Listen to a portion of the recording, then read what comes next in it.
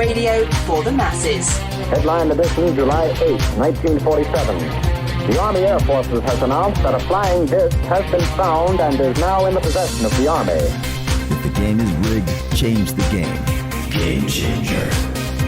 I occasionally think how quickly our differences worldwide would vanish if we were facing an alien threat from outside this world. This is Fade to Black with your host, Jimmy Church, on the Game Changer Radio Network and KGRA, the Global Radio Alliance. I need your help to get to the year 1985. You are listening to Fade to Black with Jimmy Church on the Game Changer Network.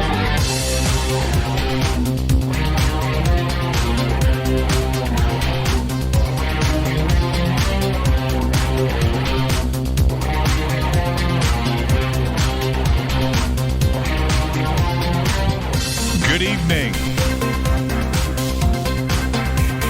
Fade to Black.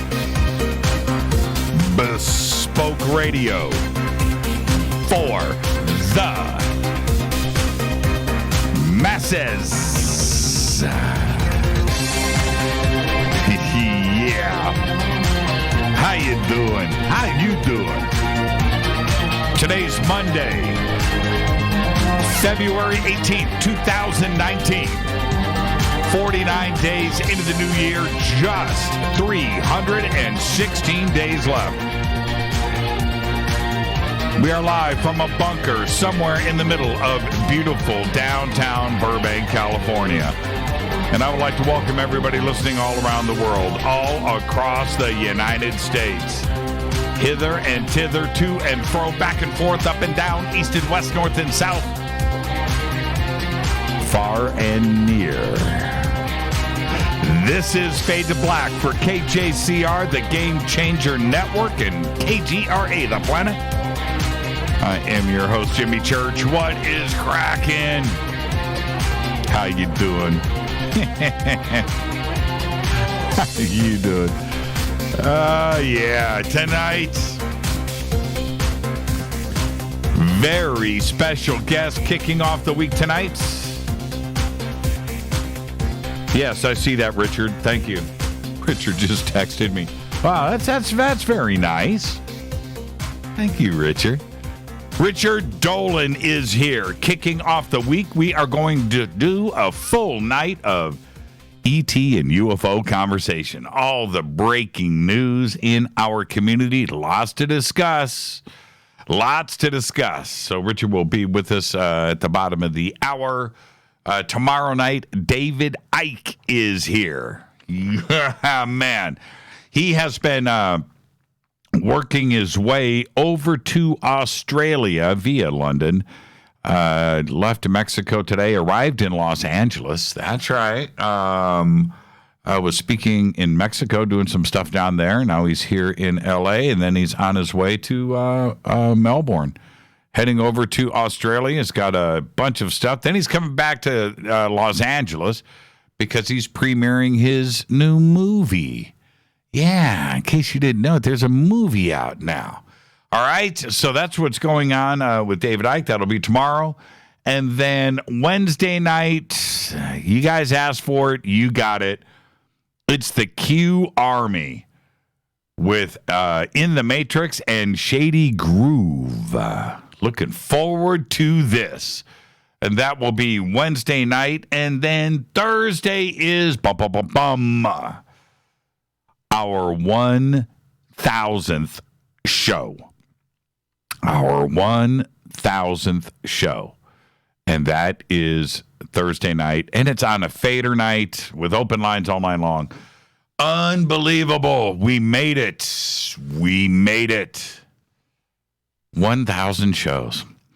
And I remember, I'm not going to spend too much time on this. We'll do all of that stuff on Thursday. But I remember, I guess we did sort of briefly back in the day. Okay, today's our 50th show. Okay, today's our 100th show. I guess we did. I think I said I was going to stop after 500, and I did. But 1,000.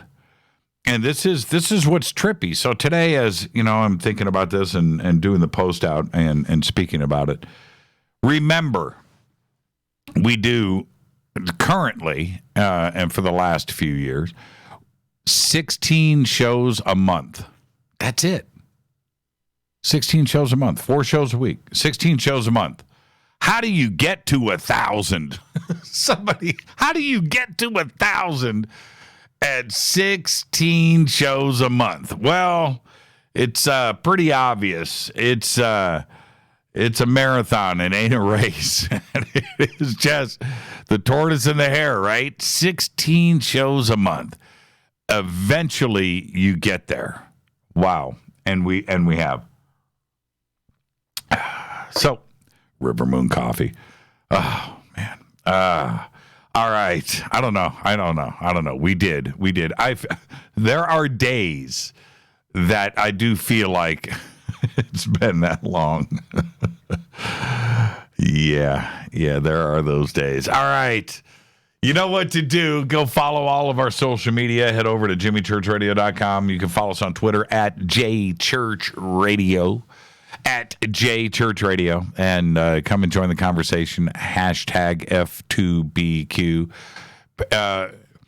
Glenn says Melbourne is pronounced Melbourne. Is that right? Melbourne?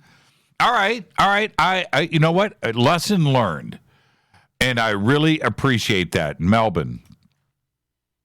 Okay. Melbourne. I want to thank everybody, and more are coming in. I want to thank everybody for the Fade to Black t-shirt pics. Keep them coming. You can send them directly to my email if you want. If you don't want them up there on Twitter or Facebook, whatever. And send it to Jimmy at jimmychurchradio.com, getting that new Fade or Not page ready. And we're getting close to launching that. So thank you. And where am I? Hashtag F2B is the sandbox. Hashtag F2BQ. I say that because as I'm sitting here, two more emails came in with a t-shirt pics in it. Thank you for that. Very, very, very cool. Email is Jimmy at jimmychurchradio.com. Let's get to the breaking news. You know I love my music. This is a fact. I love my music. And tonight, I would like to welcome our newest sponsor here at Fade to Black, Surfer. That's SURFR, Surfer.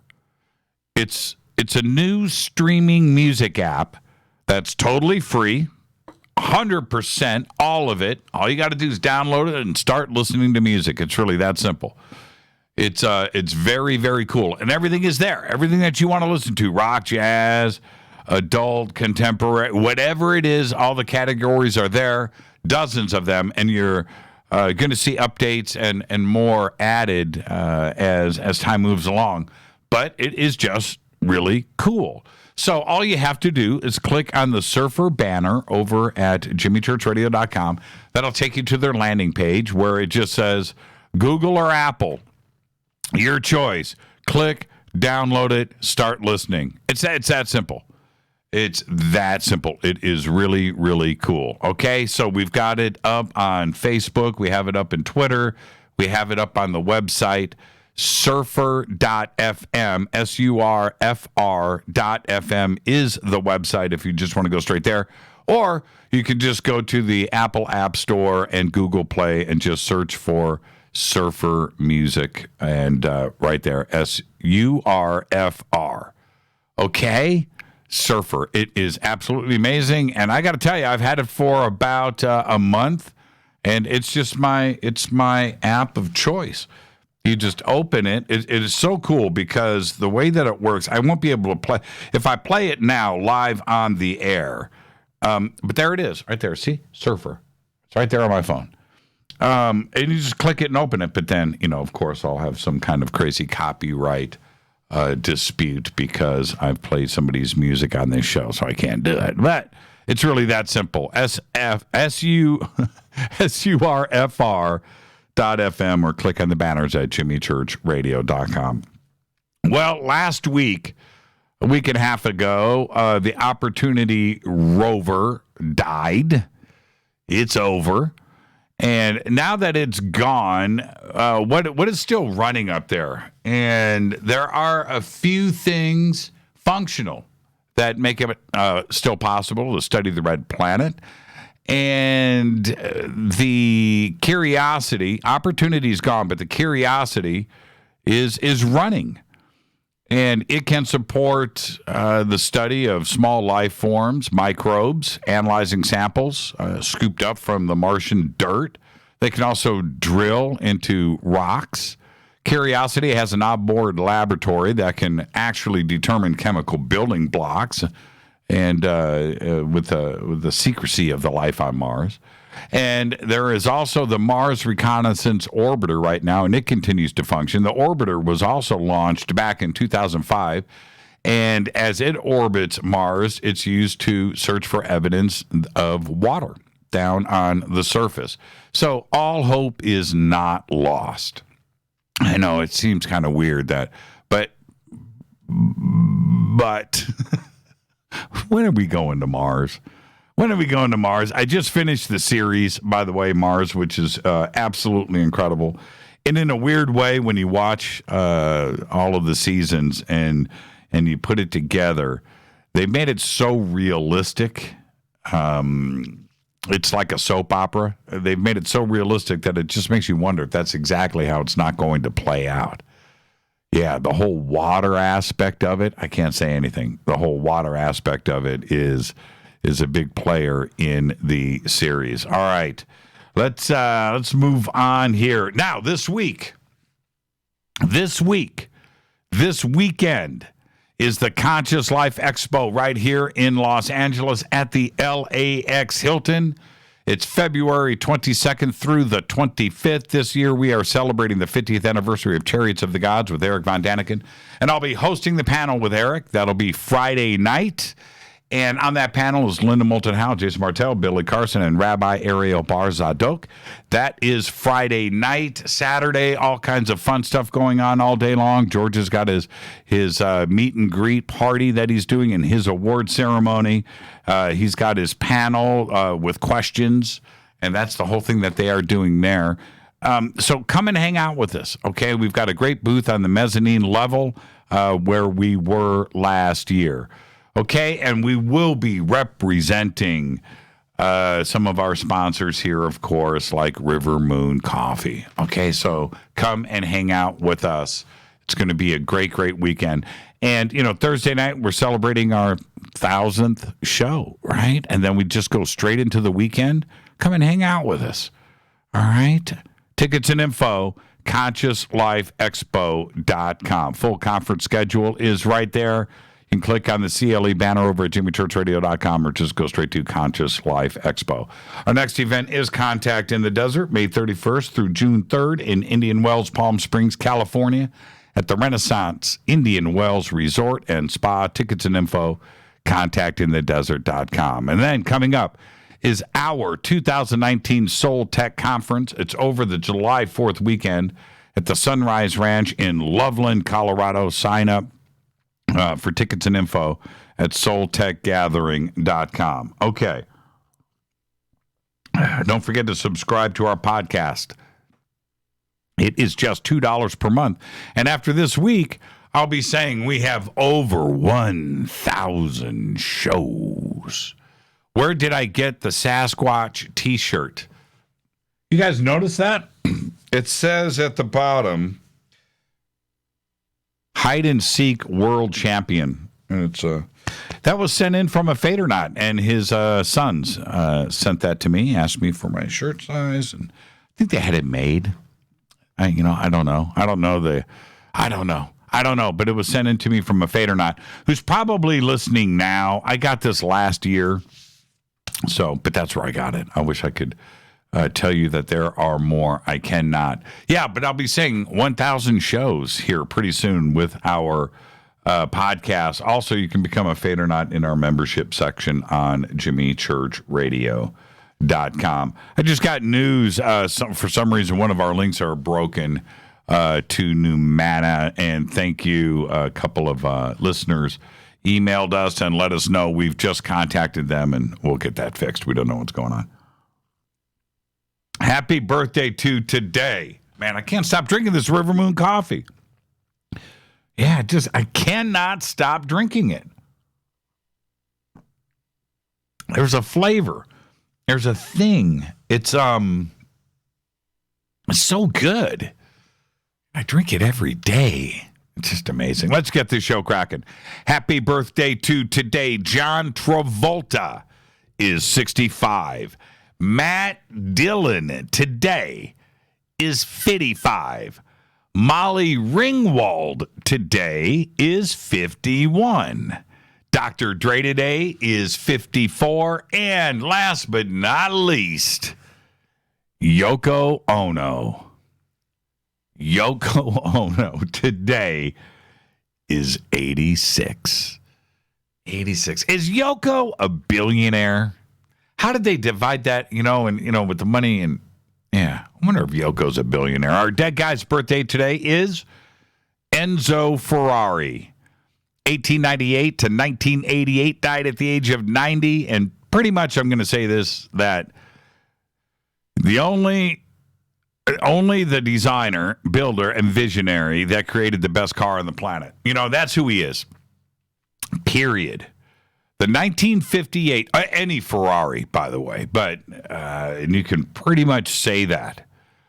The 1958 Testarossa 250 TR may be the most perfect thing ever in the history of everything. The most perfect, pleasing thing ever designed. Happens to be a car. Happens to be a pretty cool 12-cylinder car, too, as well. Happy birthday, Enzo Ferrari. On this day in history, OTD 1930, Pluto. The on-again, off-again planet is discovered at the Lowell Observatory in Flagstaff, Arizona by astronomer Clyde W. Tombaugh on this day in 1930. Fader fact. In 1994, 17-year-old David Hahn built a nuclear reactor in his mother's backyard, and he irradiated his house and the entire neighborhood, took everybody down with him. He wrote letters posing as a high school physics teacher, calling himself Professor Hahn, and tricked various nuclear agency officials to provide him with vital information related to nuclear reactors. And that is your Fader fact. Tonight, very special guest Richard Dolan is here. Full night of ET and UFO conversation dead ahead. Tomorrow, it is David Icke. Wednesday night, the Q Army. We're going to have In the Matrix and Shady Groove here with us. Thursday is our 1000th show, and it's on a Fader night, no less. And so we're going to have open lines all night long. A few special guests are going to stop by and hang out. And it's just a celebration for all of you. All right, a very, very special thanks. Okay, and that will be Thursday night. So that's our week. And then Thursday night, I guess, we head down to the LAX Hilton, and we will be there all weekend. All right, now, why do I drink River Moon coffee, take a sip so loudly at this point of the show when I start my rant? Because my brain knows the happiness that the rant is going to give me, giving to you. And it starts with that. And just all of those wonderful chemicals kick off in my head. And the only way to make myself fully happy, fully engaged, and I know what's about to happen here. I know what's about to happen here. You know what's about to happen, right? So there you go. So why do some of us just believe just about anything? You ever ask yourself that? Today, I watched a documentary on flat earthers featuring Mark Sargent. Mark was on this show a couple of years ago. Pretty popular show. A couple of years ago. And Mark's a good guy. I think he comes across pretty cool in this documentary. And although it's promoting the flat earth movement, that's its intention, it points out a few glaring things. And when you watch the documentary, it gets really, really interesting. And one of the things that they point out, which is the flaw of the flat earthers, is that if you believe in one conspiracy, you must believe them all. And Mark said at the beginning of this, he said, well, I didn't, and his mom is there, that, he didn't believe in every conspiracy and he didn't want to jump, but he was studying some of the, and then this and that and this. And he gets to flat earth and didn't want to go there, but you know what? He's a truther and he's a believer, so he went right there and ended up, and that's one of the things that bothers me about this community, because I have actually gotten email that says exactly that. Church, you're either all in or you're not. Either you are with this or you are not. And that goes down the line, because I've made my comments and stood my ground on certain things, like 9/11 or Sandy Hook or mass shootings or there's plenty of things out there that I just back up and go, no. There are enough conspiracies out there that we need to be concerned about, right? And one of those things, because I didn't jump on the flat earth bandwagon, look, or what little bandwagon that they had, it's actually very, very simple. For those out there, and with this show, most thought that flat earth, right? Earth, lost history, flat earth, space, right? The big lie going back centuries and all of this, that's the perfect thing for me to go all in on. And if there was one thing, I mean just one thing that the flat earthers could prove, I mean out and out prove, then you could, but there isn't even one thing. It's not about, you can see a city off in the distance. Look, it's there. It's supposed to be on the other. Stop. Just stop. It's not scientific. It's nothing. Okay, that's nothing. But anyway, not to dwell on this. But then there is the truther movement, and how they in this documentary start to talk about the truther movement. And there was a couple of moments where, I think they had a psychiatrist on from UCLA or something, where they said, look, the truther movement, and this is where I get angry, and it's the flat earthers' fault, and in some cases the truther movement's fault, is that you take somebody that's already on the fringe of society, right? And then you just force them to go all in on something like flat earth or something else.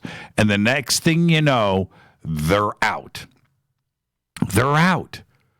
They lose their friends and their family and everything else for the belief in what? And what is it that you gain in convincing somebody about flat earth when everybody knows in the flat earth community that the earth isn't flat? Everybody knows. Every flat earther knows that the earth is not flat. The reason why the flat earthers and the dedicated ones, and that includes Mark Sargent, anybody else out there that talk about it, is all they are trying to do is debate. That's it. And you know how it is when you debate. Okay, you've got this side, you've got this side. You flip a coin, okay, boom, okay, you got this subject, you got this subject, and you see who wins. And that's all that's going on here with the flat earth, because we all know that it's round, right? But Mark also says in the film that the flat earthers have blown past scientists. They've proven everybody in government and, well, anything that ever was. Literally, I think this is how he says it, and that the movement is huge. And then they go around and they show the meetups, and they have this room for this meetup. It's like 10 people sitting there with 50 empty chairs. And then they have their flat earth conference. Again, I'm not complaining here. What I'm saying is, if you are going to certain things, because the conference was small, it was tiny. If you're going to talk about the big flat earth conference and we're all going to go, and that's the end of the film and that's the climax, if that's what you're going to do and you're going to put that in this documentary, you need to make sure that there are thousands and thousands of people there, this groundswell of a movement, not dozens of people. And there's a big difference there. And showing the empty meetups, and then it kind of takes the air out of everything else that is stated in this video. And I just, I don't understand how somebody gets bought into the belief of flat earth. And this is, okay, all right. I'm trying to be kind here. I don't think that the flat earthers themselves believe that the earth is flat. But when you turn around and you pick on somebody that is on the fringe, and they are sitting here in this documentary talking about, I've lost my family, I lost my wife, I lost my job, my kids won't speak to me, I don't have any friends anymore, over flat earth, and there needs to be a little bit of responsibility there, I would think. Right? That's a dangerous zone. It's another thing to discuss the UFO topic when we see strange things going on in the sky. Right? That's different, and that's a tangible difference. Where science is trying to make contact, and we have fast radio bursts. And I was just talking about Curiosity and trying to figure out what's going on Mars. That's what we are doing now. We are searching for this and going for these answers. With the flat earthers, people, men, women, have died and sacrificed their lives for heresy and other things, gone to prison, burned at the stake, heads chopped off, to prove these things, and did so successfully, that the earth is round. It's really a strange thing. All right. Why do people do it? So go and check out the documentary. I think it's called, I could be wrong, Under the Curve. I think that might be it. Under the Curve. Just look up, just Google search that and you'll find it. Tonight, it's Richard bleepin' Dolan. He is here, and I am happy. Okay? I'm going to be right back after this short break with Richard Dolan. And tomorrow it is David Icke. Wednesday, it is the Q Army with In the Matrix and Shady Groove. And then, of course, Thursday is our 1000th show. And I'll be right back after this short break with our guest, Richard Dolan. Stay with me.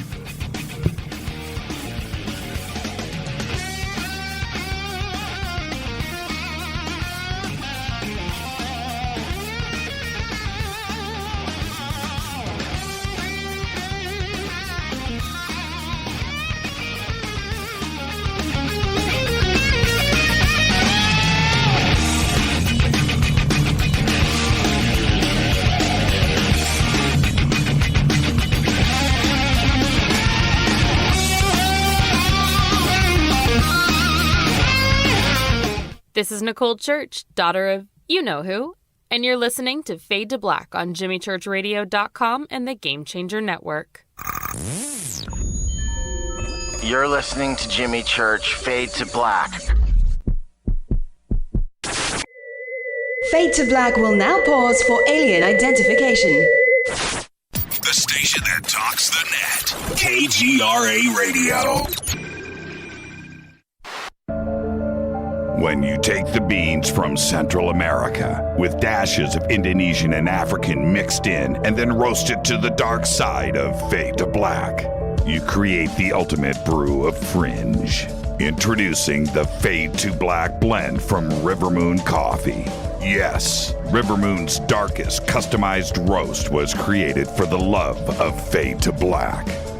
The alchemy of masterful roasting and smoking the beans is in every sip of this full-bodied dark Java. I need my coffee dark, deep, with distinct bittersweet chocolate highlights, just like the bunker. Leaning further into the darkness of the roast is Fade to Black Blend from River Moon Coffee.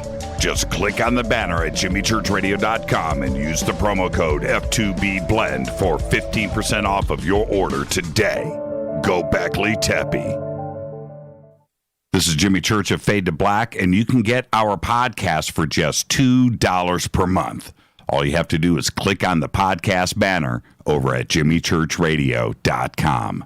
Hey folks, guess what the number one phrase that Life Change Tea receives by email? You ready? We love this tea. We love this tea. Time after time, week after week, we love this tea. Life Change Tea gives you more energy, a beautiful cleansing, and fulfills its slogan perfectly. The tea that makes you go. So if you want to be on your health game, log on to getthetea.com and order Life Change Super Strength Tea. Packages come in a 1-month supply, and when you brew this stuff, wait until you see the results. Aren't we all about the results? And with a lot of people's health struggling, we can use a little bit of help. Doctors will tell you disease starts in the gut. So log on to getthetea.com. That's getthetea.com. Be our next email saying, I love this tea. I love this tea. Get the tea at getthetea.com. Helping America one tea bag at a time. 9 out of 10 geneticists agree. Fade to Black is not your father's radio show on the Game Changer Radio Network and KGRA, The Planet. Do you want to lose weight but have no idea where to begin? The Fast Start Diet, a 3-day weight loss plan, is the answer. 3 days of nutritionally balanced, calorie-restricted meals delivered right to your door. No shopping, no measuring, and no cooking. Everything is prepared for you and ready to eat at home or on the go. The Fast Start Diet has all the amazing benefits of intermittent fasting without starving. We've helped thousands of people who have struggled to reach their weight loss goals. Isn't it time we helped you? With the Fast Start Diet, you'll lose weight and feel great. Find Fast Start Diet on Amazon or go to faststartdiet.com and use promo code TALK to get 10% off your first box. And as a special bonus, Fast Start will include their #1 rated Lipo3 appetite suppressant spray free with your order. This is Jimmy Church. And whatever your diet plans are, do what I did. Go to faststartdiet.com. Hi, this is Rob Reiner from Anvil, and you're listening to JimmyChurchRadio.com. What's up? I'm Chris. What up? This is Kyle Massey, and you're listening to Jimmy Church Radio.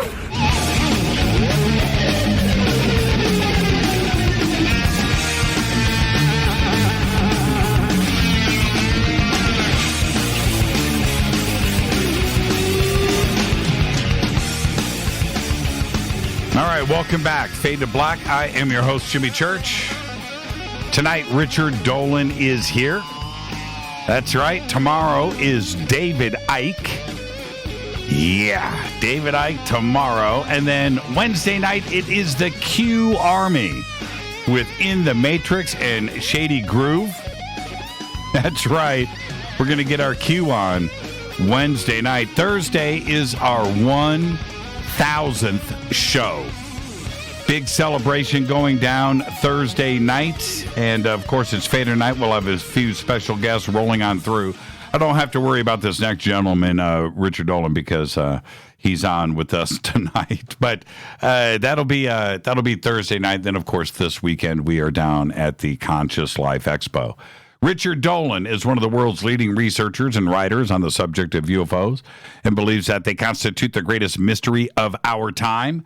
Richard completed his graduate work at the University of Rochester, where he studied the U.S. Cold War strategy, European history, and international diplomacy. But before that, he had studied at Alfred University and Oxford University and had been a finalist for a Rhodes Scholarship. He is the author of UFOs and the National Security State. He co-authored that with Bryce Zabel, 80 After Disclosure. And his latest book is UFOs and the 21st Century Mind. Of course, he is a radio show host as well with the Richard Dolan Show right here on KGRA.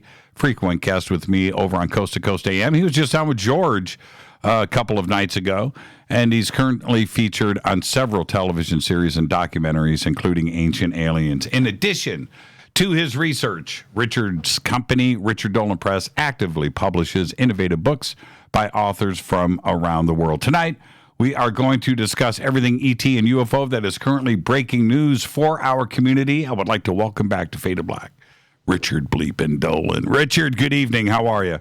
Hi, Jimmy. Good to be on here tonight. Yes, it is good to be on here tonight.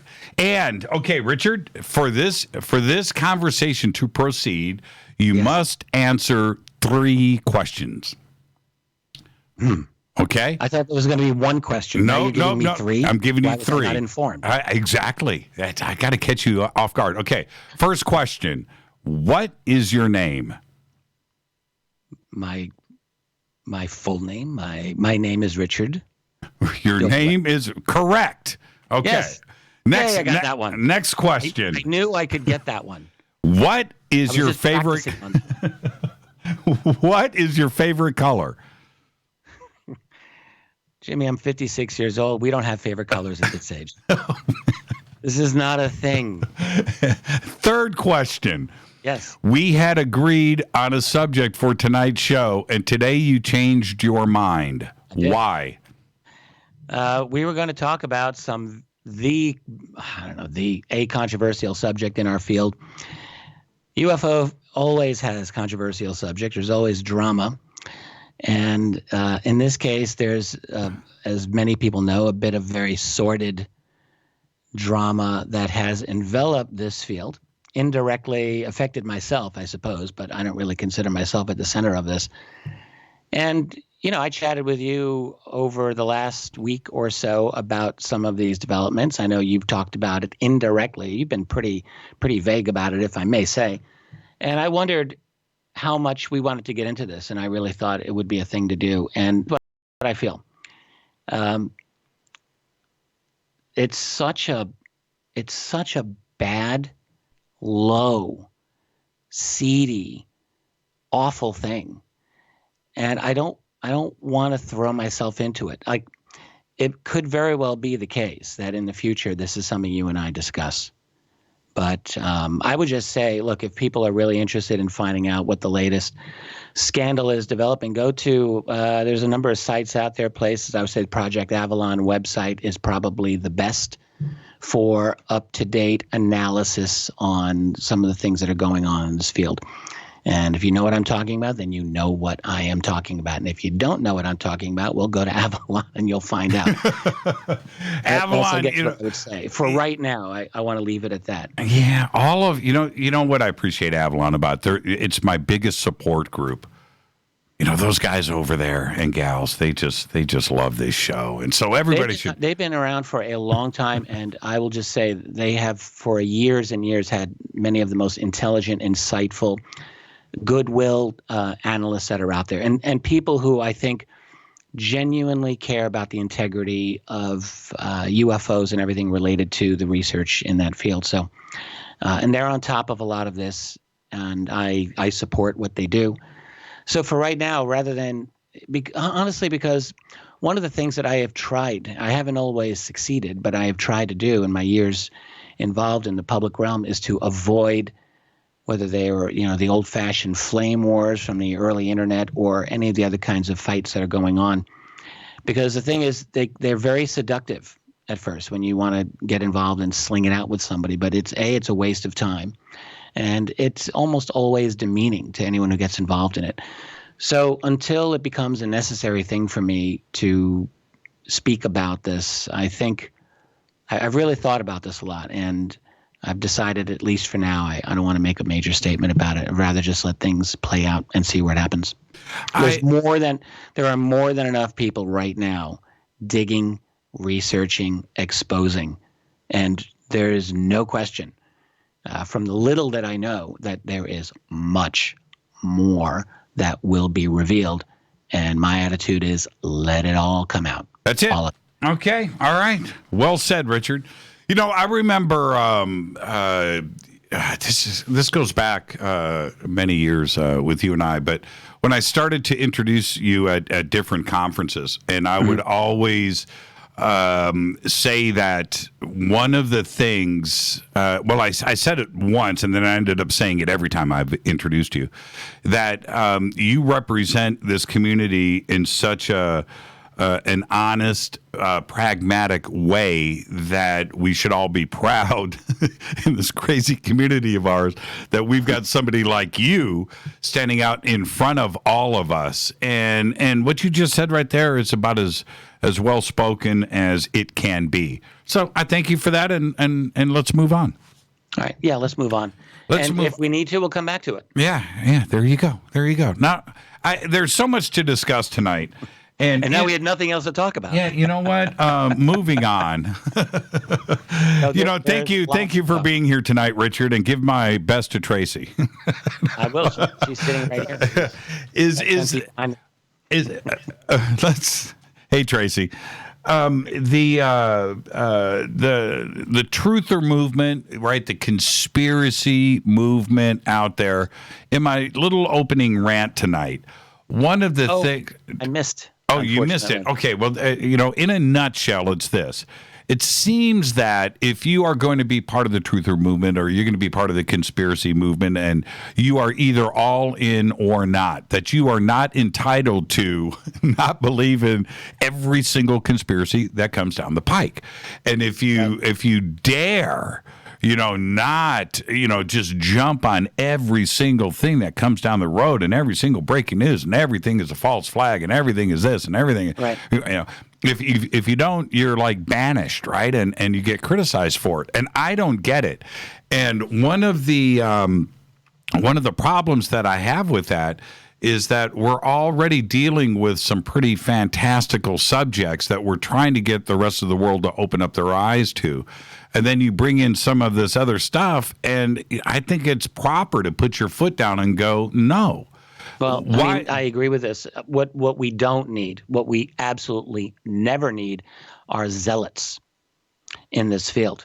All right. So it's actually the worst thing for us because, as you just were saying, the things that we are studying are on the fringe, both politically and scientifically, and psychologically, for that matter. These are not ordinary things that we're looking into. The UFO subject and everything connected with it, the presence of other intelligences, intelligent beings that are not from our civilization, that's as out there as it gets. And so what it requires is not the mindset of a zealot, not the mindset of someone who is, ready to banish or shun or gang stalk or intimidate those they disagree with. That's the last thing we need. What we require is actually calm ability to look at all different possibilities and withhold judgments for as long as we can, because this is a complicated subject. It's not simple. So I fear zealots, and I think that the imposition and any people who come into this field and act as though they've got every single thing figured out, like those are the most dangerous people. Because they don't have it all figured out. None of us do. Yeah. And I'm going, I'm not necessarily going in that direction, but although I agree with you, of course. But I'm referring to more direct things like that if Sandy Hook or 9/11 or the Apollo moon missions or the hoax or two black budget programs, to the Kennedy assassination, and you can just a long list of things that to be a member of this community you have to put a check mark by all of them, and I don't. Why is it that some people literally believe in every single conspiracy that comes along? Like flat Earth. I'll throw flat Earth in there there's another perfect example. Yeah, in my office, in our room here, we've got a Mercator projection of the Earth. That's what it's called, Mercator projection. And it's artistically done. And when I do a live stream, people can see it behind me and Tracy. And I will tell you, there's always people who say, oh, Dolan must believe in the flat earth. There's a flat earth projection behind him. They're out there. I guess what I would say to answer your question is that it's very easy. Like once you realize that one very, very big thing that you grew up believing in is untrue or a lie, like UFOs don't exist, and then you realize, oh wow, they actually do exist, or you get into the truth of other types of conspiratorial events, which there are conspiracies. That's actually the nature of organizational behavior.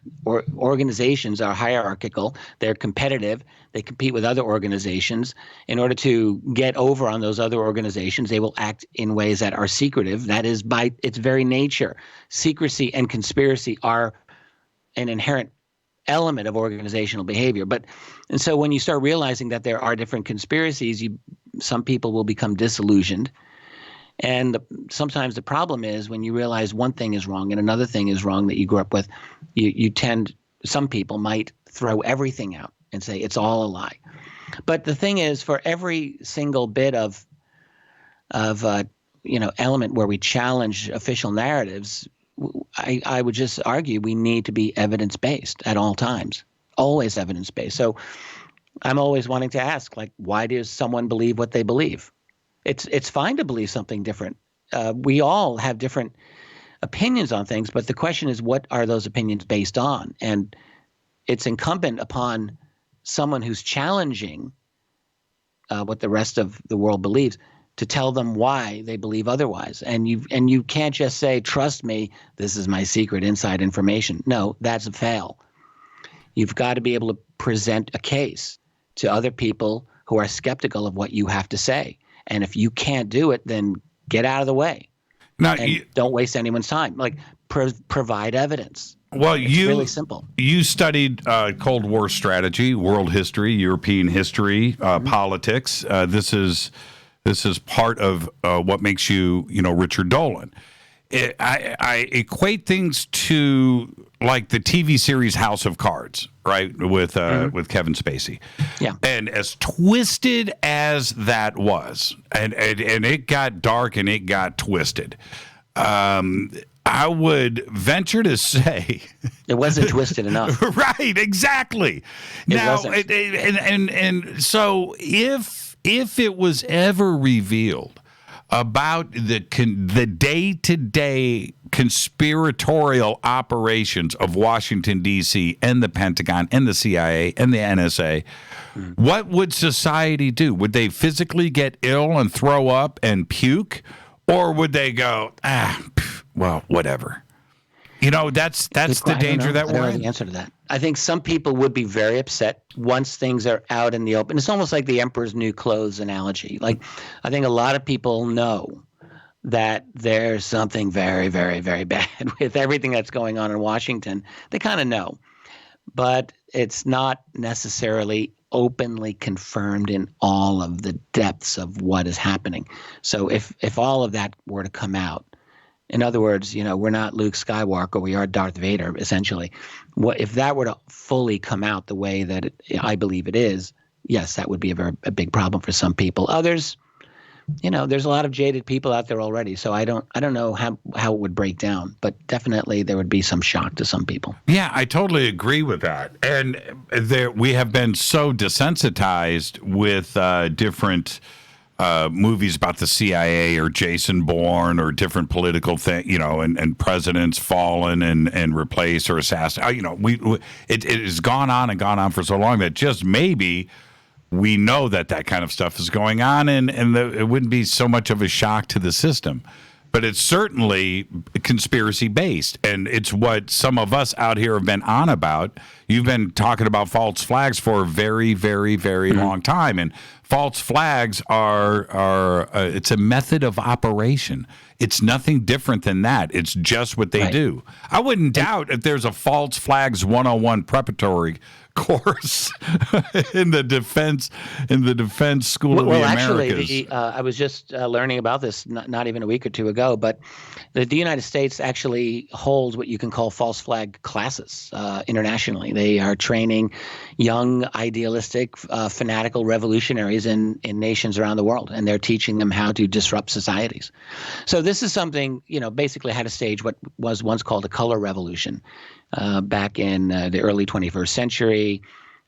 Certain Eastern European nations, Kyrgyzstan, Ukraine, had what were billed as peaceful revolutions against, corrupted despotic powers. This is what the U.S. is trying to do right now in Venezuela. That's right. That's right. And you bring in literally a puppet that was trained by your people, and that's the case right now with Guaido in Venezuela. But it's happened in other nations. And what the U.S. money does through the U.S. National Endowment for Democracy, NED, which was founded in the 1980s, and they basically took over the job what the CIA used to do, which is regime change. But they're smarter about it.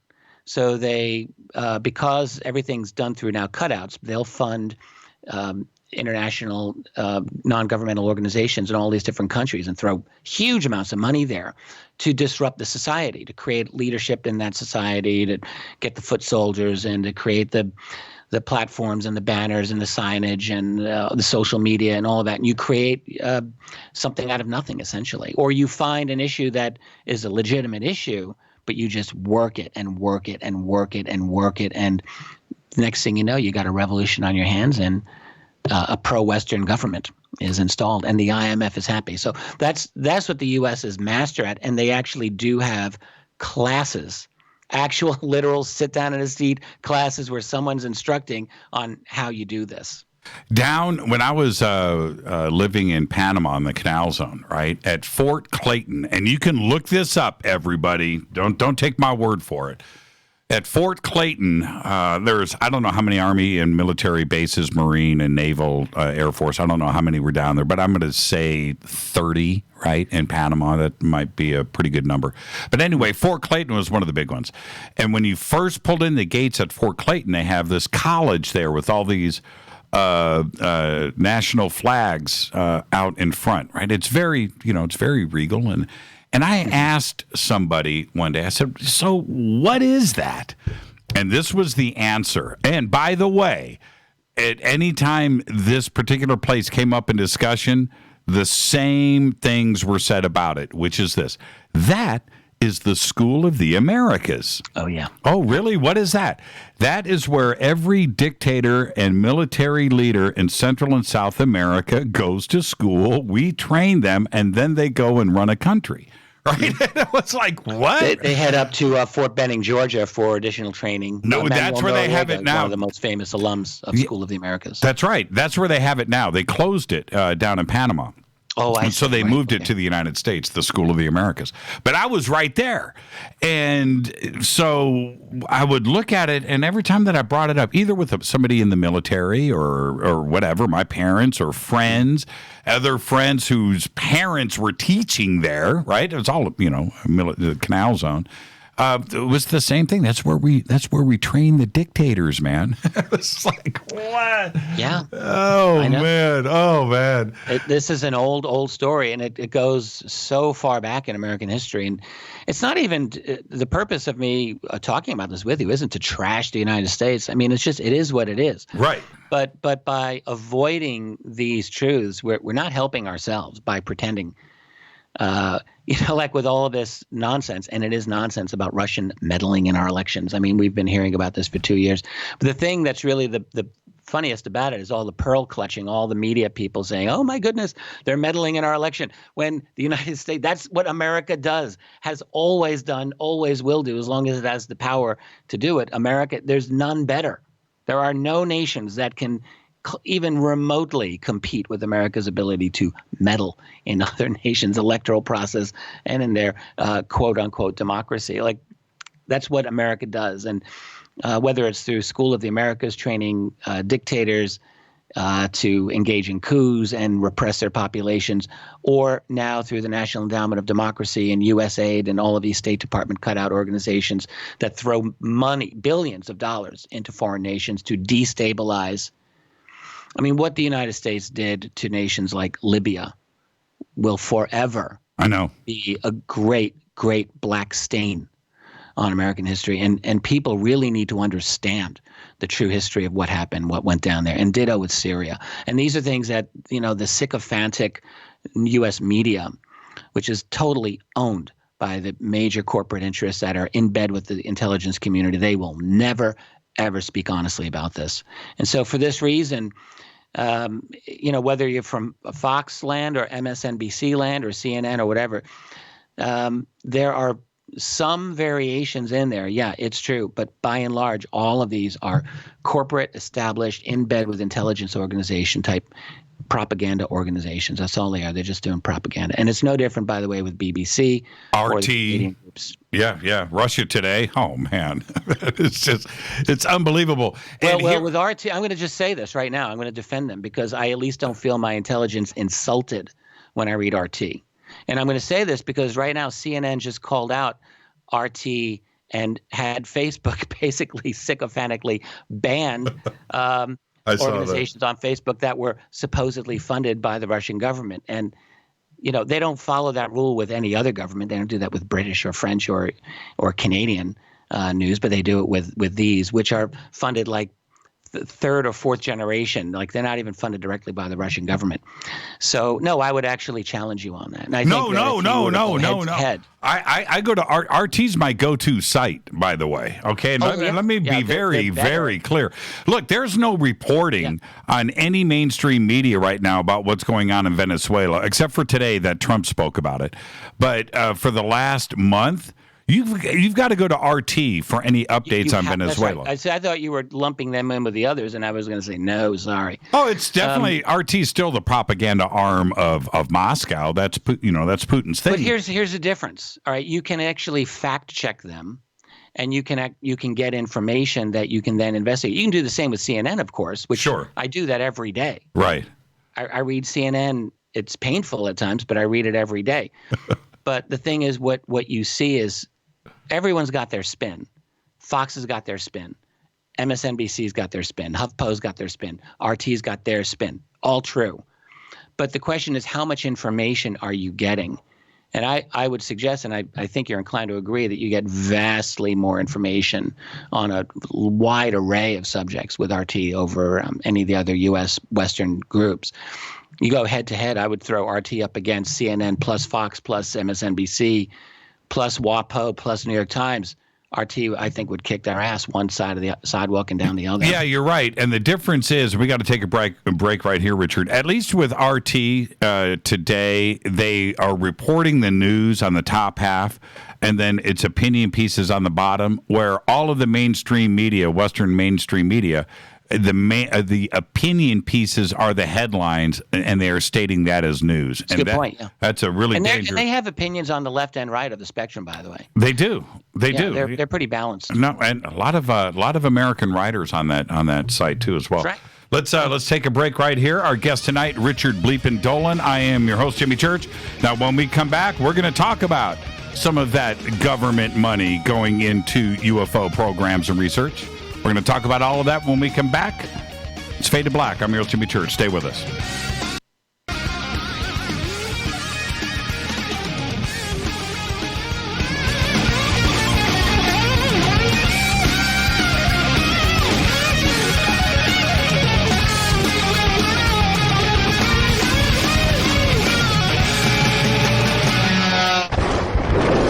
This is Fade to Black with Jimmy Church on the Game Changer Radio Network and KGRA, the Global Radio Alliance. This is KGRA Digital Broadcasting Station, Salt Lake City, Utah, Van Buren, Arkansas.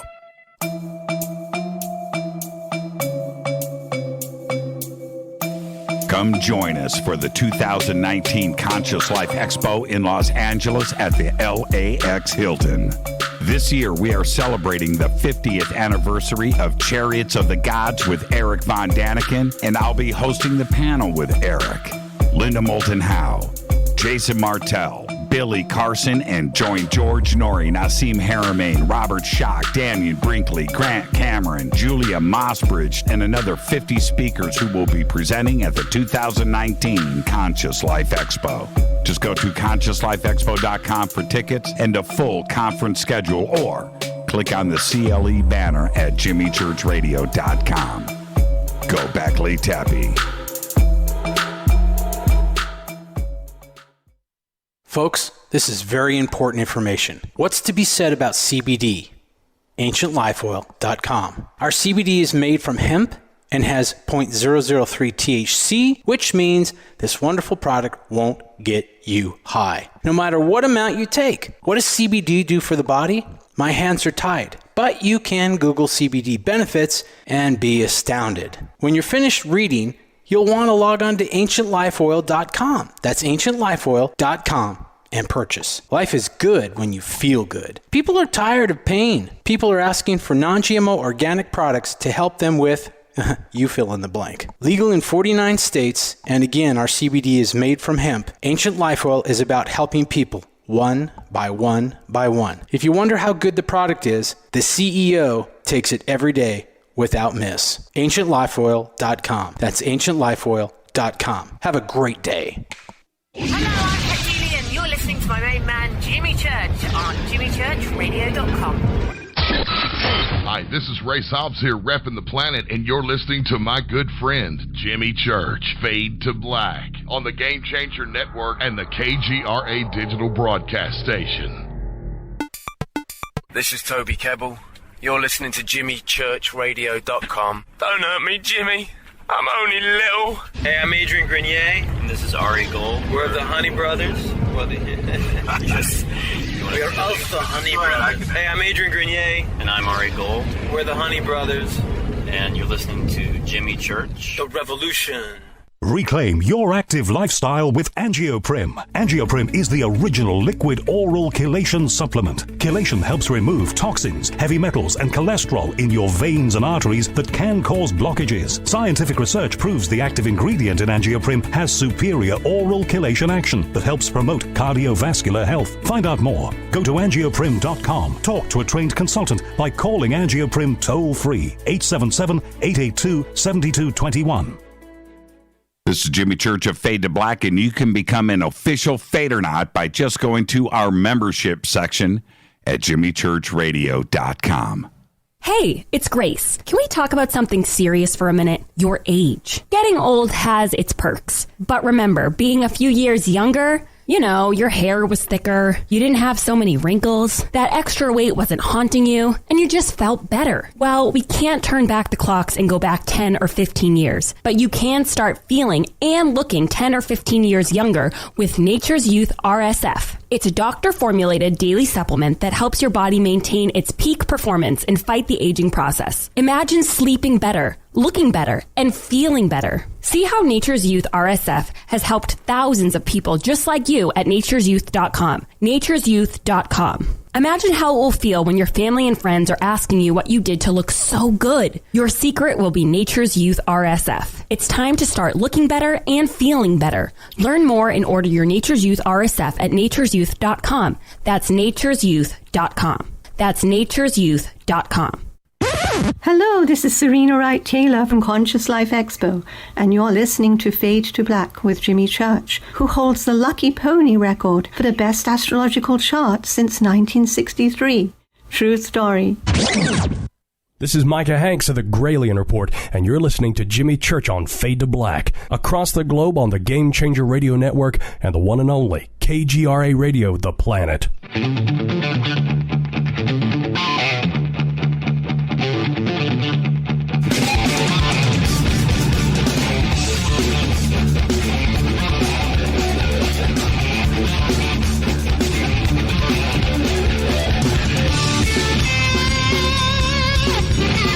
Welcome back, Fade to Black. I am your host, Jimmy Church. What a great night tonight. Richard Dolan is here. Tomorrow it is David Icke. I cannot wait for that. And Wednesday night we're going to do Q. Haven't done a Q show here on Fade to Black. I am Q Curious with the Q Army. In the Matrix and Shady Groove are here on Wednesday. And then Thursday night is our 1,000th show. Think about that. Let's get back to Richard. Richard, 1,000 shows, my man. Yeah, well done on that. Yeah, I just can't believe. I was thinking about something during the break. Well, you were you listening to me text during the break? Well, of course, I hear all, but that's Okay. not what I was thinking about. Okay, go ahead. I was thinking about the conversation that we were just having, and here we are both talking about RT, and it's almost as if we're in an era now in 2019 where you really have to wonder, like, if you're a public person and you start saying things that are against the mainstream corporate narrative, like, is something to come back and bite you in the ass over it? I mean, it's that bad in our culture right now. Totally, 100%. And it got me thinking about it.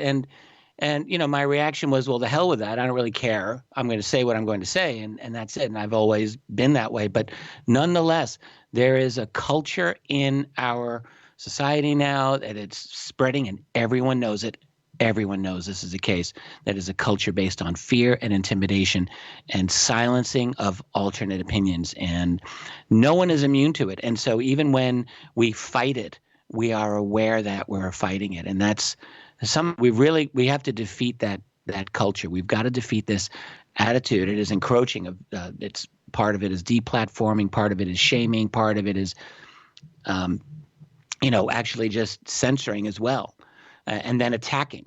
But all of it is dangerous. And none of this was the world that, anyone who's old enough knows, like, this is not the world that many of us grew up in, but it's the world that's become. And it's the opposite of what we were taught. Right? It's the opposite of what we were taught. And I'll give you a classic example, and then we're going to get on to UFOs. We've got way too much to discuss tonight, and I want to get it all in. But I'm going to give the most classic example that I can give to anybody right now, and that is Alex Jones.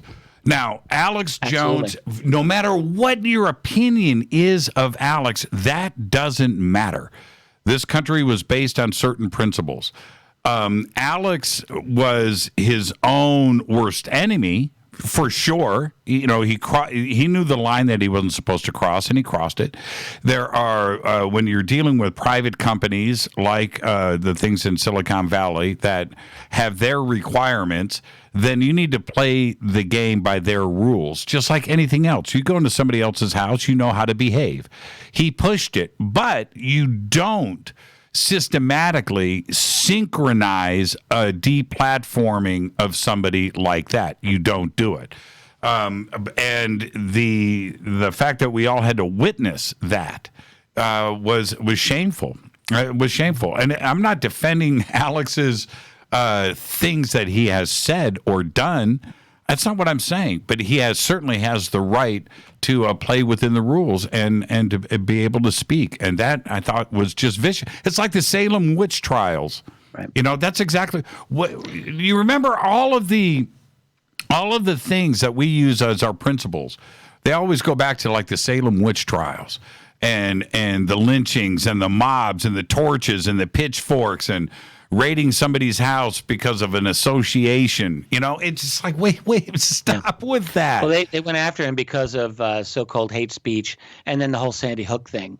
But I would just say that, and I know some people aren't going to like this, but I would maintain that hate speech is not a legitimate legal concept. And in the United States, it still doesn't have, as far as I know, a formal legal status, and it shouldn't. Other nations do have it. So by designating certain speech as hateful, you thereby legislate what people are and are not allowed to say. And the problem with that as a definition is that it's incredibly flexible and plastic and pliable. So it can change. This week, hate speech can be one thing. Next month, it can be something else. That's the problem with it. It's an utterly fluid concept. You never know where you stand. And it was used against Alex Jones in this particular case. But the very concept of hate speech is a pernicious, dangerous concept. It's one thing to say something bad or say something that people disagree with. But what we have historically legislated about in free societies are not speech, but actions. There's the old adage, don't shout fire in a crowded movie theater, but that's not what he was doing. And when people argue that he was doing that, they're just stretching the boundaries of common sense out of all proportion and out of all sensibility and reason. So, no, we have a society based on freedom of expression. And I think it was Jordan Peterson who put it better than anyone I've ever heard, which is that free speech isn't simply an ordinary right. It is the very foundation by which free societies can regulate themselves. You can't have a functioning society if you don't allow people who disagree with you to express themselves. They have to be able to, because that's how we all get better. Like I don't get better unless you can disagree with me and point out to me mistakes that I've made, and vice versa. And when you don't have that in a society, when you break that down, you're damaging the core functionality of what it is to have freedom in a society. And the deplatforming of Alex Jones is one of those examples. And the fact that it happened in a coordinated way with Facebook and Twitter and YouTube, all like boom. Obviously, there was significant marching orders coming from somewhere else. Yeah, today's social media is so dangerous and so quick and so fast that changing or inflaming opinions and emotions is now what everybody does. And I'm going to go back. Well, let me bring on my show. I mean, I do several live streams every week, and I got to tell you, I'm constantly wondering, am I going to get dinged by YouTube this time? Right, because it happens. I'm so conscious of that. Well, I want their algorithms out there, yeah, and like it's not even human beings that you're fighting with. Nope. Where you're fighting with artificially intelligent algorithms that, by the way, have their own biases, as we're now learning, and you can get dinged by YouTube. They'll demonetize or they'll give you a strike one and that type of thing, and you can petition it and fight it, which I have had to do more than one time. So far I'm in good standing with YouTube. I haven't done anything yet, but they get me, and then we fight it, and then they take it back. So, but it's a constant, like, is it going to be this week? Is it going to be this time? Over things that are, I never say anything that's actually offensive on any program that I do, but I talk about things that are sometimes difficult, sometimes controversial. That's what life is. That's what we do here. And it's getting to a point where I think really people need to be wondering what is happening. China's implementing their social credit system. Mm-hmm. And you think that Western countries are immune to that? We're already seeing early versions of it being implemented here through social media shaming, for example. But it's going to be much more. You give it 10 years. China's got it now. Give us 10 years. We're going to see it. Yeah, everybody needs to be really conscious of this thought. And if you don't think we're close to this, listen to my words. When you go and apply for a credit card, your FICO score will be the last thing that they look at. Right? It's going to be, you are going to be ranked in ways that you have no idea. Pop in your email, and so you can get confirmation on your credit card application, right? Just pop that in there and just let them go crazy. And that's where we're going to have that kind of social ranking. And wait for 5G to get rolled out in its all of its glory, because 5G is the total comprehensive system. That's the smart internet. That's all your smart devices that can talk to each other and spy on you in ways that will make you think the era of the cell phone was the golden age of privacy. That's how bad it will be. Everything is going to be monitored. That's it. Everything. So there's no escape, and all of that you'll be graded, ranked, modeled in algorithms, psychologically profiled, and minority reported, and everything else. Like all of that will happen. There's nothing that's going to stop this. This is a runaway train, and it's actually really scary to look at because with the 5G implementation, and they know about the health effects of this. There's no way not to know that this is dangerous technology, but I will guarantee you that people rolling it out do not care, because for them, 5G is a necessity, not only for total surveillance, which is a nice fringe benefit, but simply for military advantage and for corporate money-making opportunities. It's too lucrative, and it's too powerful, so they will never hesitate rolling it out. And if a few million people die from the effects, well, they'll pay the lawsuits. That's my prediction. And it will roll out, and we're looking at a culture that grows up in such a comprehensively surveilled society with not a single iota of privacy. That's creating a Borg mentality, and that's my biggest fear. So the social credit system, yeah, that'll be a given. But you wait for the future generations growing up with toxic food, toxic education, toxic information all around them, zoning out in virtual reality, total immersive VR, all of that. That's what we're looking at. I don't know how to stop it, but thinking people really need to care about this because this is happening. It's happening. And by the way, we can segue into UFOs because I do think that there are tie-ins here. But this is a very, very serious. It's what we're seeing now with the social pressures and the propaganda that's being levied against us every single day. This is one symptom, one element of a larger transformation of our society from something like freedom to something like 24/7 totalitarianism. And we're seeing it happen by stages. That's all we're seeing. Yeah, 5G, the database, the individual database for every person on this planet, certainly everybody from newborns as we are talking through adulthood and seniors, the databases are already there. And once 5G rolls out, it's just tying in that database to you and your smart devices. And it's that simple that it's seriously just the flip of a switch. And it turns up the flow of information exponentially. That's the thing. Like the amount of data real time flow through 5G is just off the chart, like 100 times more or even greater than 4G. So it allows, and the way that, by the way, artificial intelligence will probably develop is through massive amounts of data. 5G will make that possible. So look for the Terminators, of artificial intelligence to happen, facilitated by 5G capabilities. I wanted to let's get right into UFOs. I wanted to ask you about the two videos that surfaced over the last month. The one that surfaced out of Utah and one out of Spain that are nearly identical, both shot with drones, oddly enough.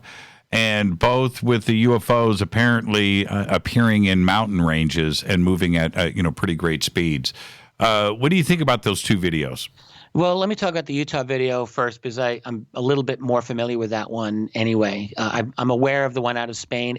I think it sounds very interesting as well, but I will confess I haven't really been subjected to like an analysis of it, and I'd be more comfortable talking about the Utah one.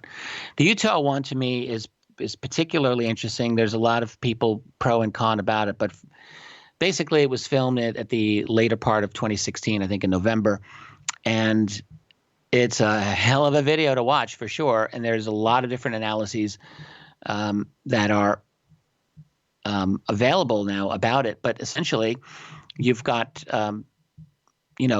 people have sort of done a what do I want to say here? The trajectory of it and sort of mapped it out on Google Earth. And according to at least one argument, the parallax argument, the object moved something like 2.5 or 3 miles in such a short period of time. It was estimated moving multiple thousands of miles per hour, maybe 9,000, 10,000 miles per hour or more.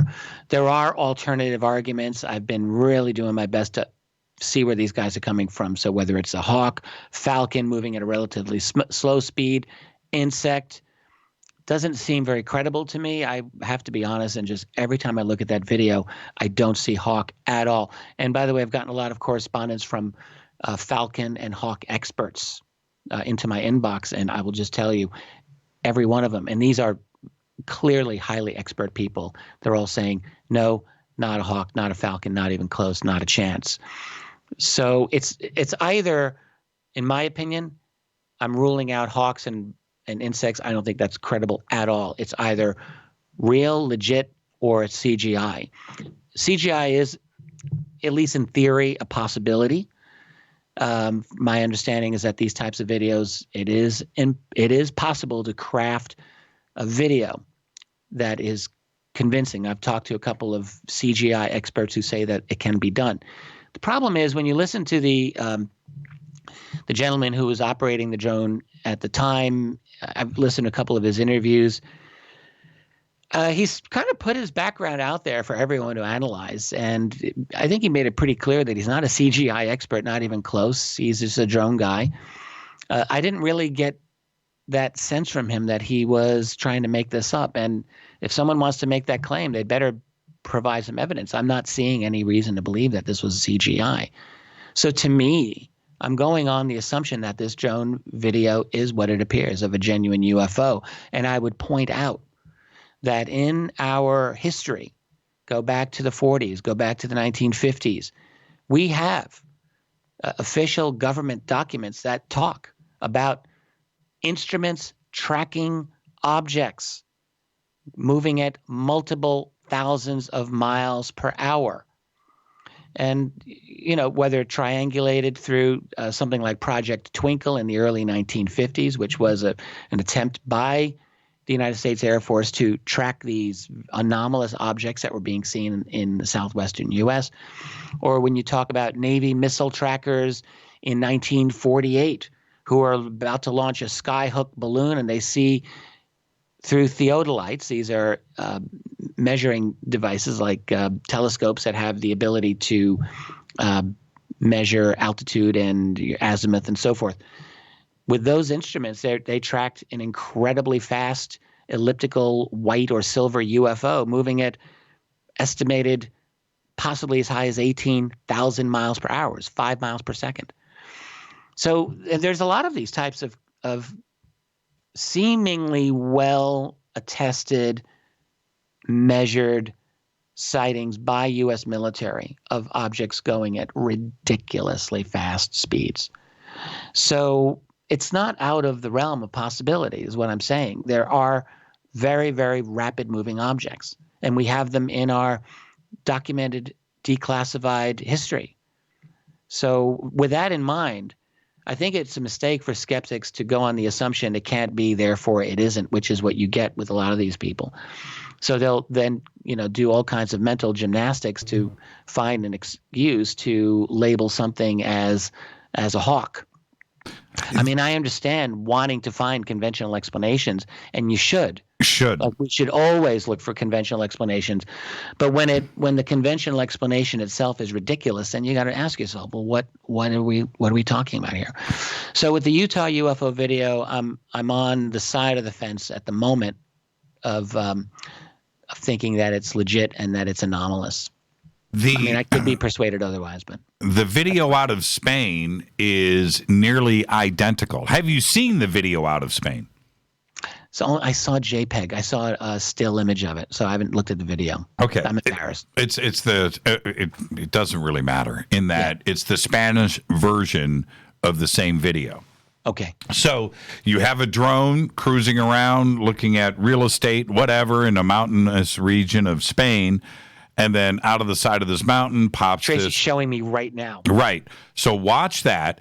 And nearly the same. And they did the same breakdown. They did the Google Earth, the mapping, the terrain. And in this case, though, it exits the mountain, right? It looks like it comes. This just came out a few days ago, I see. Yeah, about 2 weeks ago, maybe. 2? Yeah. All right, fine. About 2 weeks ago. I feel like I've been out of the loop a little bit. But this one here was published February 10th, so I'm going on that. And today's the 18th. Okay, right. A week and a half ago. That's 8 days, Jim. Man, give me this much. Okay, I'll give you 8 days. I'll give you 8 days, but anyway, you're only allowed 2 days leeway here. Okay, you get 2 days cushion, but it seems very similar. Now, are we looking at a copycat video of Utah, right? Somebody that watched the Utah video and then went and created that, or are we looking at the same object, the same type of craft? In a remote region, and again, here's why it doesn't have to be a copycat video, because if you really think about it logically, all right, we're in an era now where cameras are everywhere. YouTube is now ubiquitous, and so it's not, and 4K capabilities are now out there. This looks like I'm sure it's a 4K video, just like the Utah one. So with the capabilities and the resolution being what they are, it shouldn't be shocking that we're catching things that we would not otherwise have seen. So at least just in theory. But of course, it could be a copycat video. I mean, why not? Sure. And now we have, everybody is seeing this. You've got a drone that can go out and shoot at 1080 or 4K video. You can go out and shoot in any remote region and just, apply, rinse and repeat. And apply an object into your video. And would this, start to give people ideas to go and do this? I would like to say that the Spain video is just as legit looking as the Utah video. It's a pretty good video, and it's fun to watch. To those of us who aren't technically trained in video analysis, yeah, I would agree with you. It looks every bit as good. With all of these videos, what you have to do is get the backstory to the maximum extent possible. Like YouTube videos, unfortunately, by themselves aren't really going to cut it. They never will. Right. So you've got to go back. You've got to interview the witnesses. You've got to get as much detailed information about the backstory of the person. It's like going to trial. You get character witnesses. You get any other kind of relevant testimony that you can get. And we still may never be in a position where we can 100% confirm it, but maybe we can get to a point where we can say it looks real or it looks fake. And that's at least better than not having any idea. It's an interesting video. I'm looking at it again and again right here. Yeah. And it has the same kind of graceful arc of motion. The same drone flyby at the end, right? It's the same. By the way, a lot of people argued that because the Utah, and I'm sure with the Spanish one here, because it had that graceful arc, there were arguments that said, well, that mitigates against it being a genuine UFO. It's almost as if they expected a genuine UFO to have, always non-inertial turns and this type of thing. And historically, that just isn't true. So historically, UFO sightings have had many examples of craft moving in extremely graceful arcs, like a bird would do, except that they're not birds. So I don't think it's a fair argument to make that, because it moves in what seems to be a proper aerodynamic manner, that it's therefore not anomalous. I mean, that just doesn't make sense to me. And the other thing, what if there's a human in that craft, or and that there's a human element, a terrestrial element to this? It's not necessarily ET. That there's that can get us into some of the science that I would love to talk about with you tonight, because I've really been forming the opinion that it's the world of science, perhaps maybe even more than the world of politics, that might promote or push what we might consider a genuine disclosure of the UFO subject. Because it seems to me that some of the science being discussed currently, and I'm talking the last year or so, is attempting to explain just how, if there were a human in those objects, and I'm not saying that's the case, but if there were, how a human could actually survive and how it would be possible. Well, let's do that when we come back. Yeah, let's take our break right here. And our guest tonight is Richard Dolan, Richard Bleepin' Dolan. When we come back, we're going to talk about some of those projects and the money that's involved with them, who's doing it, and the why. This is Fade to Black. Our guest tonight, Richard Dolan. We'll be back after this short break. Stay with us.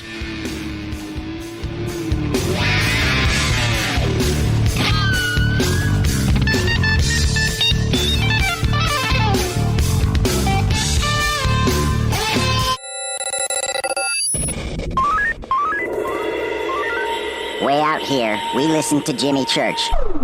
You're listening to Fade to Black. Always on the edge of the hottest alternative talk. Jimmy Church with Fade to Black. KGRARadio.com. ¿Qué tal, mis amigos? Yo soy Mario Carson, el tiburón, y los invito para que escuchen a mi buen amigo Jimmy Church Radio. ¡Claro que sí!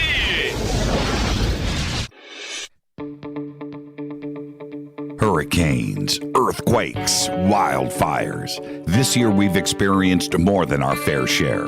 This is Jimmy Church of Fade to Black, and last month I decided to make sure my family does not have to worry about food should we get caught in a real emergency situation. Introducing Numana, a healthy, storable product that tastes so good that you'll want to eat it every day instead of just during those times of duress. All Numana products have a 25-year shelf life, are MSG and GMO-free, no preservatives, and are made in America. With the Numana pack in your home, you'll be able to sleep at night knowing that you've protected your family. Not only have I tasted and tested, I own it. Now you can too. Just click on the Numana banner on JimmyChurchRadio.com and use the promo code Jimmy when you order. In addition to a discount, we'll send you an autographed Fade to Black t-shirt. Seriously, go Beckley Teppy. Do you want to be an official Fadernaut? Of course you do. This is Jimmy Church of Fade to Black. Just go to our membership section at JimmyChurchRadio.com. Introducing the new Surfer Music app. Listen, Fadernauts, you know I love my music. This is my go-to for all things notes. The Surfer app is a brand new concept in music listening. Surfer is free, providing unlimited access to thousands of live streaming radio stations. Surfer is an exciting, interactive listening experience. Discovery and surprise are built right in. Surfer is your destination to discover and rediscover great live streaming music. It features high-quality audio streams, free access to music from thousands of live streaming radio stations, unlimited listening, unlimited skipping. You get a music visualizer, and you can also select your favorite channels. Get it at the Apple App Store or Google Play. Just search Surfer Music or click on the Surfer banner at JimmyChurchRadio.com. Go Beckley Teppy. So, you love talk radio? Then you'll love TalkStreamLive.com. TalkStream Live is always on, 24/7 with the best streaming talk shows. Find your favorite talkers and discover some new ones. It's free, readily available online or on mobile with any smartphone or tablet. Finding your favorite talk shows all in one place has gotten a whole lot easier. Just go to TalkStreamLive.com. Be sure to download the free apps from Google Play or the iTunes App Store. You listen to us, and we listen to you. And so does the CIA. KGRARadio.com. If you have hard water, the lime scale not only leaves white spots, it clogs pipes and breaks down appliances, costing you hundreds of dollars in energy and wear. Eliminate lime scale and other water issues like brown staining and bad odors with HydroCare water products available from Wave Home Solutions. Wave's affordable water systems don't use salts or chemicals. You'll love the way your water tastes, smells, and looks. Satisfaction guaranteed. For more information, go to bestwater123.com. That's bestwater123.com. Are you intrigued by paranormal talk radio? You'll love the new paranormal radio app from TalkStream Live. You'll find a great selection of talk shows covering UFOs, ghosts, strange phenomena, and much more. Download the paranormal radio app now and start listening to the very best in paranormal talk entertainment, including the network you're listening to right now, the Paranormal Radio app, free in Google Play and the iOS App Store. You are listening to Fade to Black with Jimmy Church on the Game Changer Network. Oi, oi, I'm Reese Evans. You're listening to Jimmy Church. This is Revolution. The revolution will not be televised. The revolution is on radio. Ciao.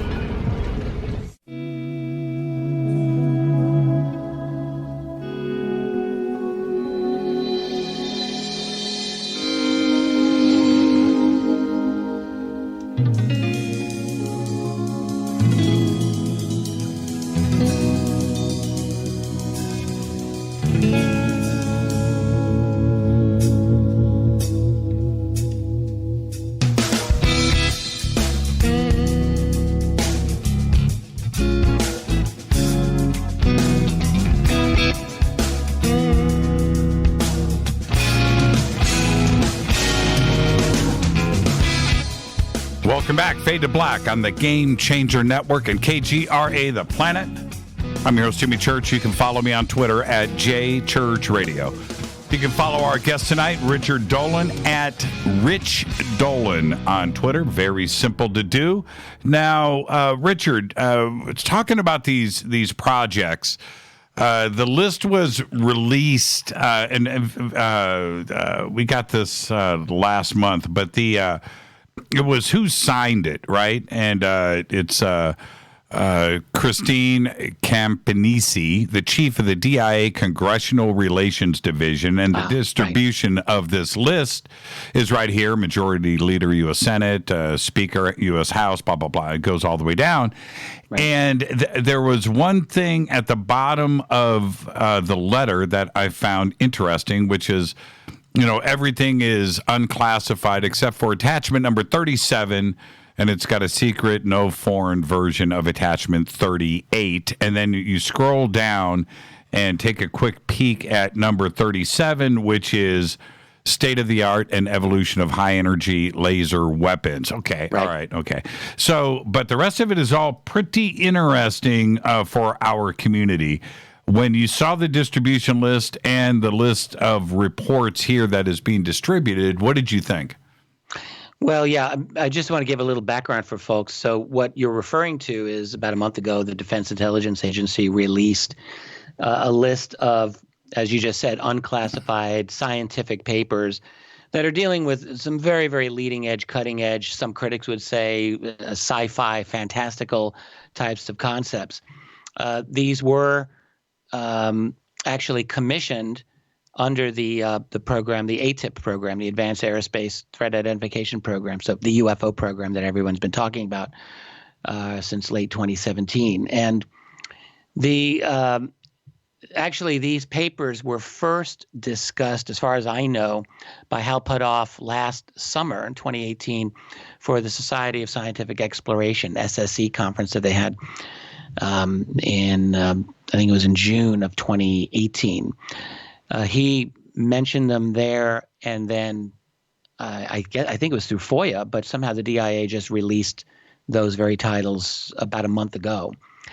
So it's an incredible list of subjects, and just to give people an idea, if they haven't heard about this, so one of the papers, this is one that actually Puthoff himself wrote, called Advanced Space Propulsion Based on Vacuum Space-Time Metric Engineering. You think about that. I'm happy to talk about it to my limited ability. And they've got others like invisibility cloaking, traversable wormholes, stargates, and negative energy, and much more. The one that is fully classified, as you mentioned, has to do with high-energy laser weapons, and so it's a clear military application, and I assume they don't want that out there yet. But these others are basically speculative papers, and the question is, you really ask, what is going on here? And the backstory of this is actually quite interesting. And this really gets me thinking about, a lot of things. One is the whole TTSA venture, led by, at least fronted by Tom DeLonge, which has been such a lightning rod of conversation and controversy since it's been announced. But in my opinion, the person to be looking at with that whole operation isn't DeLonge, and it isn't even Lou Elizondo, although I guess he's interesting. But the person to be looking at is Hal Puthoff. How long have you known Hal? It's funny. I've known him, not close, but we have known each other in a very cordial way for almost 20 years now. So when my first book came out in 2000, I self-published that book. It was, that was before Amazon too. So it was, I self-published in the truly old school method. Like I had to go through the whole process of finding printers and distributors and all of that. But my book came out in the middle of 2000. People started to learn about me in the later part of 2000. And one of those people apparently was Hal Puthoff, who told me, he wrote to me. And even then I knew who he was. I was very inexperienced.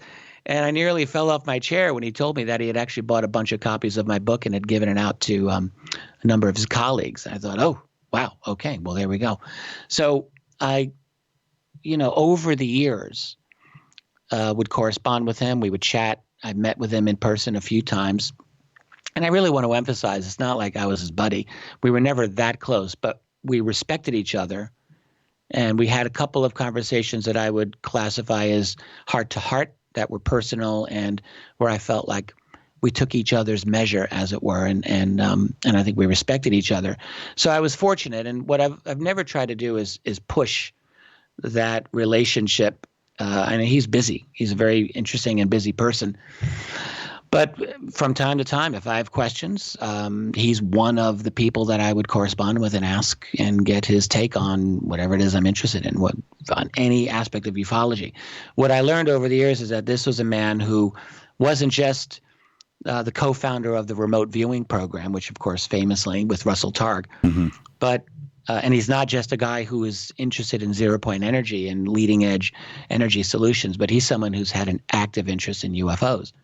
And starting last summer, he outed himself as someone who's actually had a long-standing interest and concern with the UFO phenomenon. And I knew this, of course, but he went out and stated it.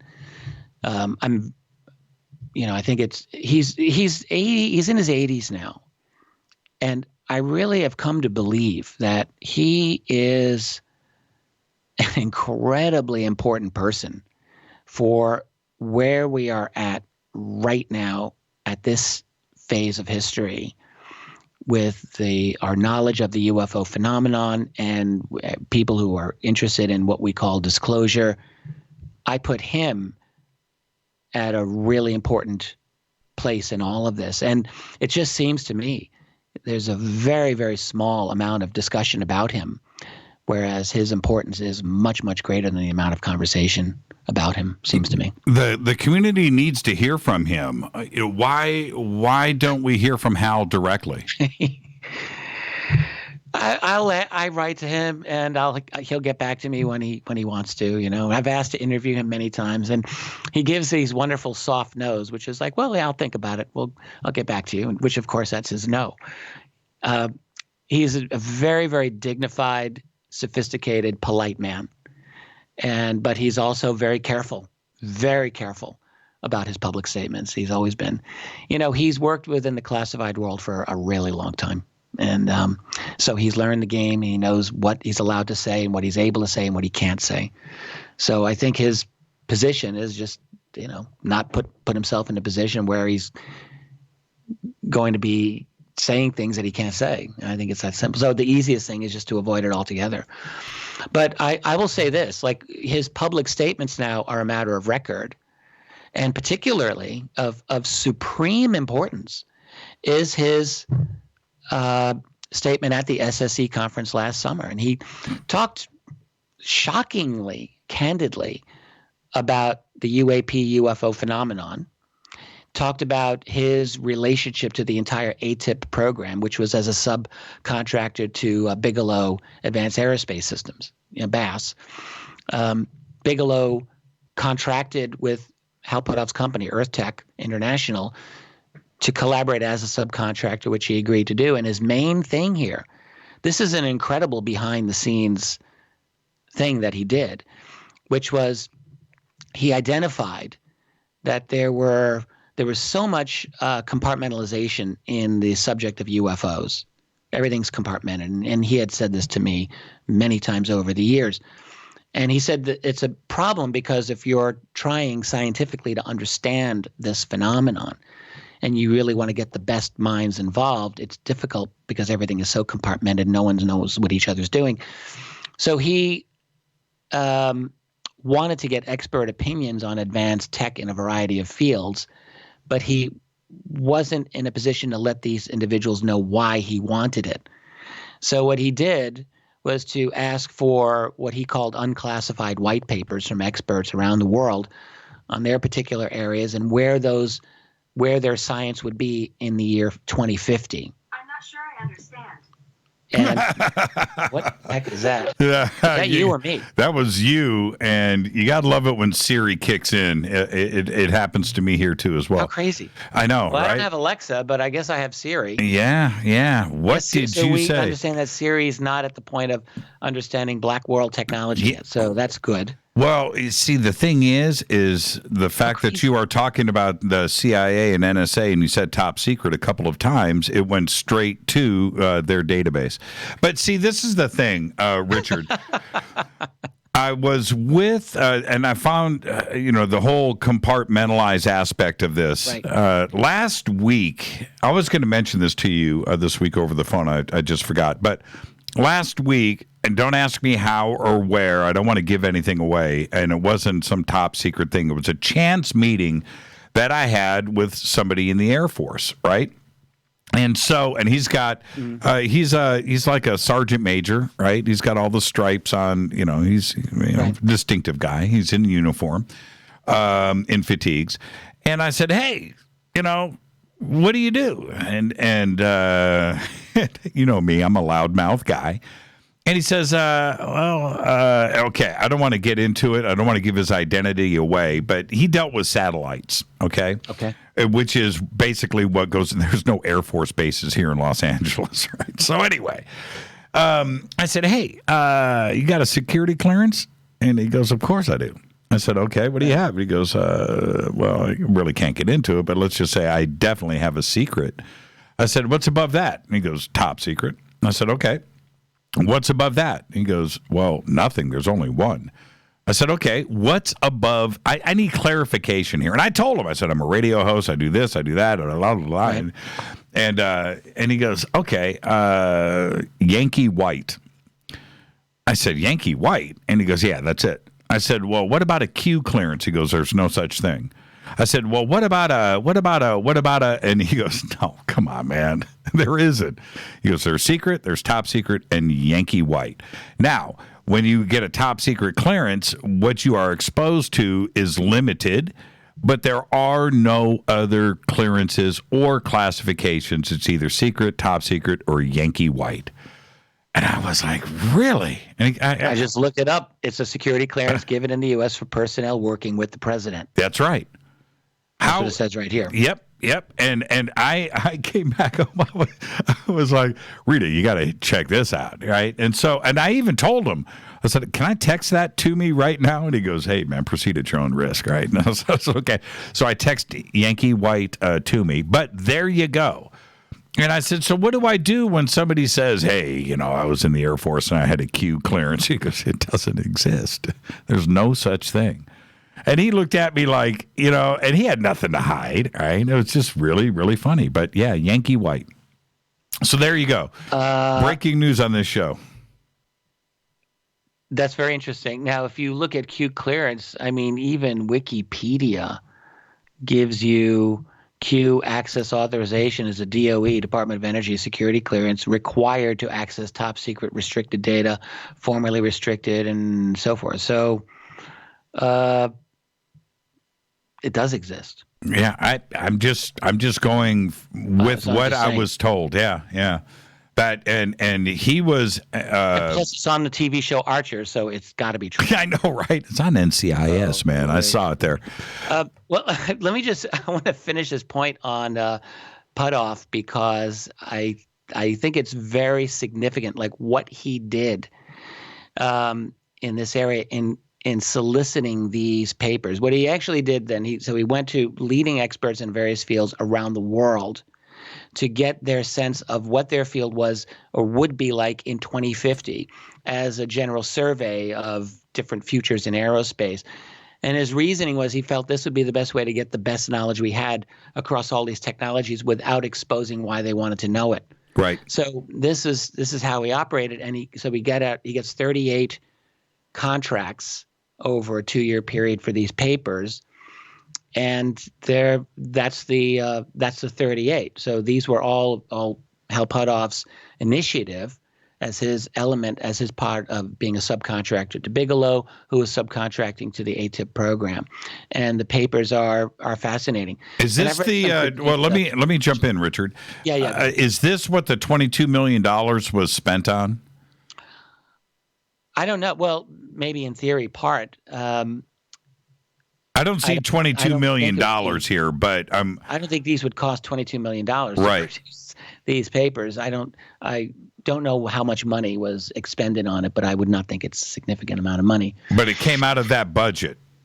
My understanding is that most of that money went for study of the Skinwalker Ranch. That's what I'm understanding. Which is and also Bigelow. what Puthoff said in this lecture, by the way, this is in the Q&A section. I watched this lecture very carefully.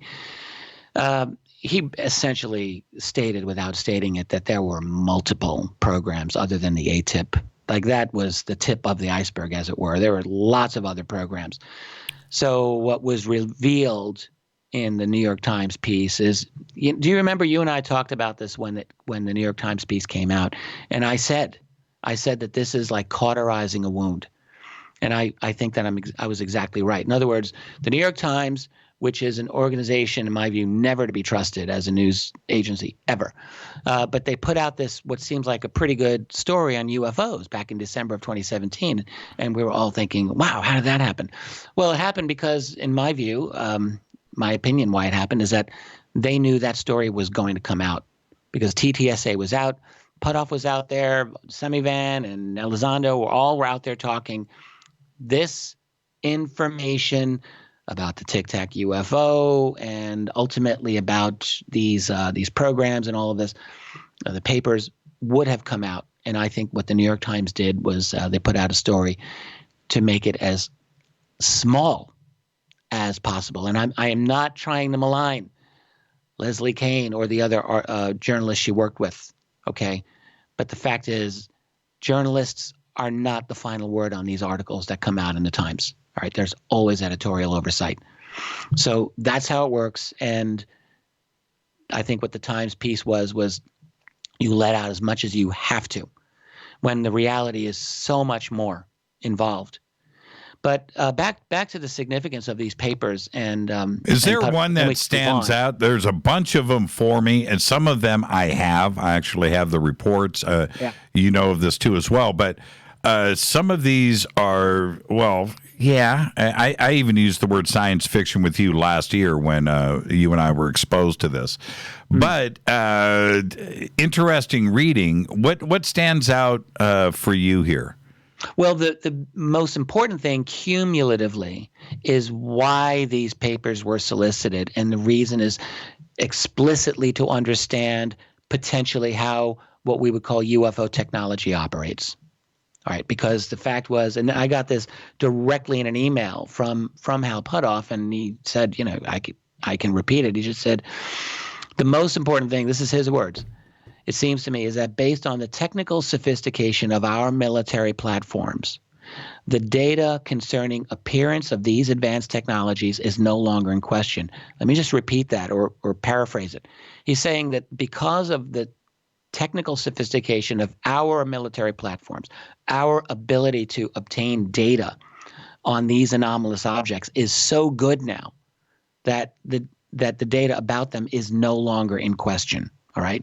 And then he says, and in the absence of clear knowledge of intent of what these objects are doing, it is a national security priority to obtain the best assessment possible.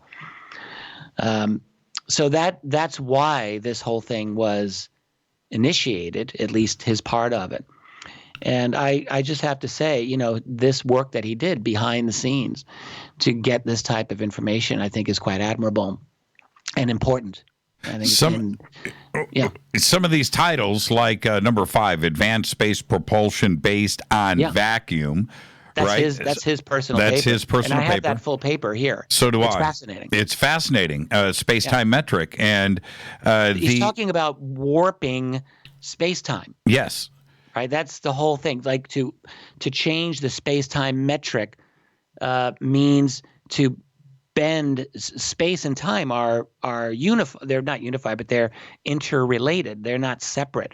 And so by perturbing it or by warping it in some way, you are creating an ability to, I guess we could say, move through space in a way that's different from general propulsion, and in a way that makes the speed of light barrier, incidentally, kind of irrelevant. And then there's, for me, really fascinating, number 9, high-frequency gravitational wave communications by Dr. Robert Baker. Right. Like, what is a gravitational wave communication? These are highly advanced, beyond next generation technologies, as Lou Elizondo put the UFOs themselves, beyond next generation. And that's what these are attempting to understand. There are some criticisms by the mainstream scientific community that this is all nonsense and a waste of taxpayer money. And I would just say, I don't know where they're coming from, but this is exactly the opposite. It's not a waste. Doing these types of studies is very, very important. And the real thing that, we wonder, and I've not gotten an answer from Putoff on this. I just have this idea, this feeling that obviously this is a phenomenon that they have been dealing with for 70 plus years. All right. This isn't like it didn't just appear with the Tic Tac UFO. And I'm always a little bit bemused when I hear people like Harry Reid just made a statement a couple of weeks ago. He's retired now from the Senate, but he goes out and yes, it's very good that he goes to the media and says, we need a congressional hearing on UFOs. Great. Totally. Yes. But they're all talking like, well, we don't know what these things are. When in fact, there's a history of retrieval of crashed UFOs. That's a pretty damn good history, and it's pretty clear cut that we have indeed recovered. Now, one of the things is Putoff himself has talked about retrieved materials. And in fact, one of the interesting things about his talk last summer was his conversation about the so-called metamaterial. And we don't have to get into all the detail here, but it's quite fascinating. This is a material that was obtained and agreed. There's no provenance. We have no idea how this thing appeared. Nevertheless, so there's no chain of custody, I guess. But it was sent, I think, years ago to Art Bell. And so when would that have been? In the 90s, I suppose. And it turned out to be so unusual. It was a multi-layered bismuth and magnesium sample. The bismuth layers were less than a human hair. And the magnesium samples, I think he said, were something like 10 times the size of a human hair. And just layer after layer. I mean, unbelievably sophisticated, supposedly picked up in a crash retrieval, I think from the 40s, actually, I think is what it was said. So what he said about this in his lecture is that for the longest time, we didn't really even know like who could have made this. They tried to reproduce it. They couldn't get the layers to bond. And when they talked to people in the field of material science who you would think would know, they didn't have any idea why someone would want to make anything like this. It wasn't obvious as to what the function would be. And the fascinating thing is decades later, finally, he said, our science has moved along and is beginning to catch up to this. And it's the area known as metamaterials. And I think he said, like, it turned out exactly this combination of materials at exactly those dimensions turned out to be an excellent microscopic waveguide for very high frequency electromagnetic radiation, terahertz frequencies. And I heard that and I'm like, what does that mean? I know, right? And we're going to head towards a break. And during the break, I want you to think about what I'm about to say. There's also a rumor, wink, wink, that Putoff has got some Rendlesham debris, and they are analyzing that. So think about that. Now, when we come back, Richard, I want to know who's reading these reports. That's the key here. We'll talk about all of this when we come back. Our guest tonight, Richard Dolan. This is Fade to Black on the Game Changer Network and KGRA, The Planet. Stay with us. Hi, everybody. This is Rob Halford, the Metal Guard on JimmyChurchRadio.com. This is KGRA Digital Broadcasting Station. Salt Lake City, Utah. Van Buren, Arkansas. Poor water quality is a major health issue, and it's only getting worse. Municipalities can't keep up, standards have dropped, and pollutants are increasing. Where does it all end? It ends by keeping the pollutants outside of your home with HydroCare's advanced systems available at Wave Home Solutions. No less than the best purification materials and processes have been developed by HydroCare to provide you with healthy, clean water for drinking, cooking, and showering. HydroCare far surpasses the competition in removing chlorine, odors, iron, lead, chemicals, limescale, and much more. Don't settle for less when it comes to your water. We'll take care of the toughest water problems for you, whether it's from a city or well source. Satisfaction guaranteed. For more information, call 888-997-WAVE. That's 888-997-WAVE. Or go to bestwater123.com. That's bestwater123.com. Wave Home Solutions for a healthy, comfortable home. Your contact for current news and trending topics. KGRAradio.com. Does your basement or crawl space have a damp, musty smell? Well, watch out. That's a sign of too much moisture and not enough ventilation. And that can mean increased mold growth and the buildup of harmful toxins and gases. Don't bother with a dehumidifier. It just circulates the same unhealthy air. Now there's a better way to remove these dangers and odors. It's with the computerized Wave Moisture Control Unit that reduces moisture and expels pollutants. We replaced our old dehumidifier with the Wave unit, and in only 3 weeks, our basement is dry and the musty smell is gone. Wave units require no maintenance, no buckets of water or filters, and costs only pennies a day to run. Breathe better, live healthier with an affordable, no-maintenance Wave unit. Call 888-717-WAVE, 888-717-WAVE, or visit dryhealthyhome.com, dryhealthyhome.com. Ride the wave. Wave Home Solutions for a healthy, comfortable home. This is Jimmy Church of Fade to Black, and I only drink Fade to Black blend coffee from River Moon. Just click on the River Moon coffee banner at jimmychurchradio.com. Promo code F2B Blend. So are you tired of being tired? Well, then it's time to get the tea. Hey, it's Lisa here to tell you about this all-natural, all-organic tea I've been drinking that has had great results for over 20 years. It's called Life Change Tea, and it's specially formulated to help detoxify and cleanse your kidneys, liver, colon, and blood all at once. The colon is one of the most ignored organs in the human body. The faster that waste is eliminated from the body, the less time that waste sits in our intestines, spreading toxins to our bloodstream. This tea helps cleanse chemicals caused by outside intruders from our entire digestive system. And get this, weight loss can be a side effect. And with continued use of the tea, you can experience clearer, healthier, younger looking skin, increased energy, and a happier outlook on life. So if you're tired of being tired, get the Life Change Tea at getthetea.com. That's getthetea.com. And like me, you'll be glad you did. Did you know that when you're on the road with limited data or Wi-Fi available, you can still listen to every minute of Fade to Black by just calling 605-562-4482. No smartphone, app, or internet needed. It saves your data plan and no extra cost if you have unlimited minutes. Just call 605-562-4482. You can listen to me, Jimmy Church, on any phone, anytime, anywhere. Go Beckley Tappy.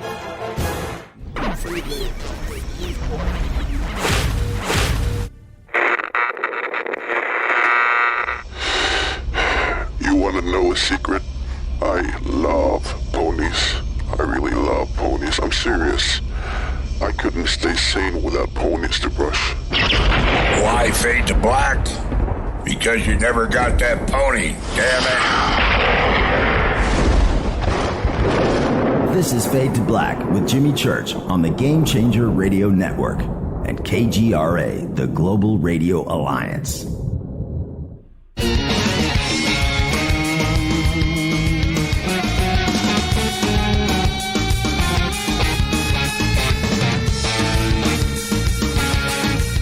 Welcome back, Fade to Black. I'm your host, Jimmy Church. Our guest tonight, Richard Dolan.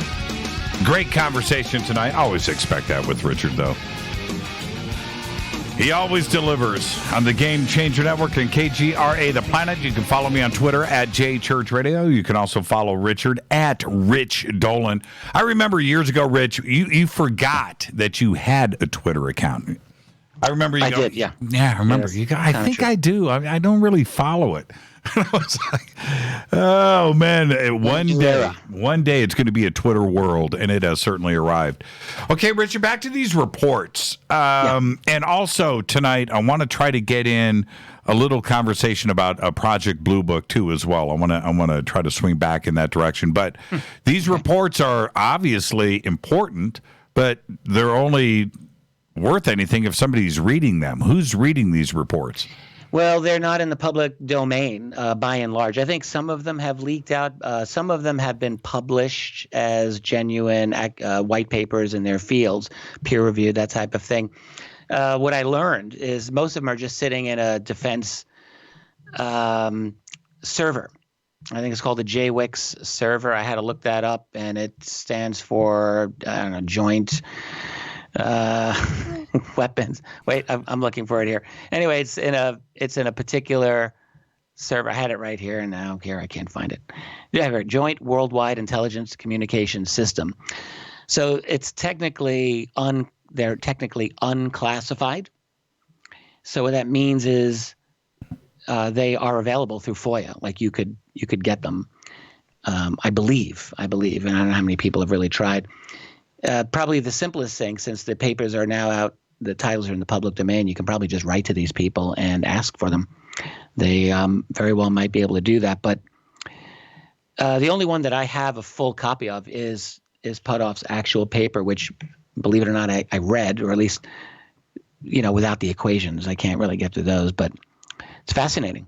But about engineering the vacuum. I just amazing stuff. But what's important here is if you're going to write the report and study these subjects, well, they need to be read by the scientific community. Oh, well, yeah. So the whole point of them, of course, is for them to be read by the military. Right. That was the whole reason that they existed. And the one thing that I can say, he Puthoff wrote to me and just said, for the record, where is this now here? He says here it is. I'm told that this set of papers remains the most accessed series to this date in the JWICS server because of their technical content. They've become the Bible, he says, for technical people. These papers are very, very highly regarded. But the purpose of them was totally for military people to get a handle on UFO tech. However, that doesn't mean that these won't come out. I think they need to come out. People need to understand. Now, they're speculative by their nature, but they seem to be highly regarded within the military. So, I mean, hell, here's one: warp drive, dark energy, and the manipulation of extra dimensions. I mean, good grief. And here we are. Our field gets so worked up with stupid, banal drama, which, by the way, look, when there are bad things that happen in this field, it's very important to call it out. So don't get me wrong there. But the fact is that there's so much of substance in the field of UFO research that is right there in front of us, begging to be discussed. And I just think that we're better served by focusing on the substance. Well, Eric Davis, very prolific, very smart guy. Right. And the DIA on their servers has a report titled Transversible Wormholes, Stargates, and Negative Energy. Right. What's that all about, right? That's like right out of Star Trek Deep Space Nine or something like Exactly. Yeah. And except that they're talking about it for real. And again, speculative, but science, I would assume, anyway, scientifically sound speculation and a roadmap for future directions, very possibly. The list is about as fascinating as it gets. I put it out there on Twitter, and everybody can go and access the server. It's all right here. And by the way, you mentioned the rumors about the Rendlesham, something from the Rendlesham being studied by Earth Tech. I don't know about that, but one of the papers, paper number 12 by Dr. Kit Green, who's another very famous individual, longtime CIA, his paper is on field effects on biological tissues. And I mentioned Rendlesham because, of course, famously there have been people involved in that case who have suffered damage to biological tissues. And this is a very, very well-known thing. And so you get this in the Condign report from the late 1990s that also was declassified. And from what I understand, almost accidentally declassified in the early 2000s. That report talked about biological effects from these UAP on human beings. So here we have a paper by Dr. Kit Green on field effects on biological tissues. What do we do, Richard? You've been writing about this and studying this for so long now. What do we do with guys like Kit Green and Semi Van and others, Justice, where their affiliations, and that even goes to Luis Elizondo too as well, right. Where they their associations directly with the CIA and with the DIA right. for years and years and years, and suddenly we are being forced into a position of trust here, and that now we need to accept what they are putting out there. What do we do with that? I mean, the CIA obviously has a long history of some really diabolical things that it does. Whether it's regime change or MK Ultra, mind control, or any number of other things that are just horrible rendition programs. That's what the CIA has done, and the CIA is not this. Of course, the corporate media now is portraying the CIA as these angels, which they're anything but. Having said that, it's a truism, and people say this all the time, that there are always good people in all of these organizations. It's really true. People aren't themselves evil all the time when they work for these. The organizations do terrible things. I don't know the other individuals personally, but I do know Puthoff personally, and I absolutely believe he's a good guy. I don't believe he's on the bad side, and no one's going to convince me otherwise. I've had too many meaningful conversations with him to think otherwise. But in this case, though, we're dealing with... what I think is happening is that these people are allowed to give out the information that they're giving.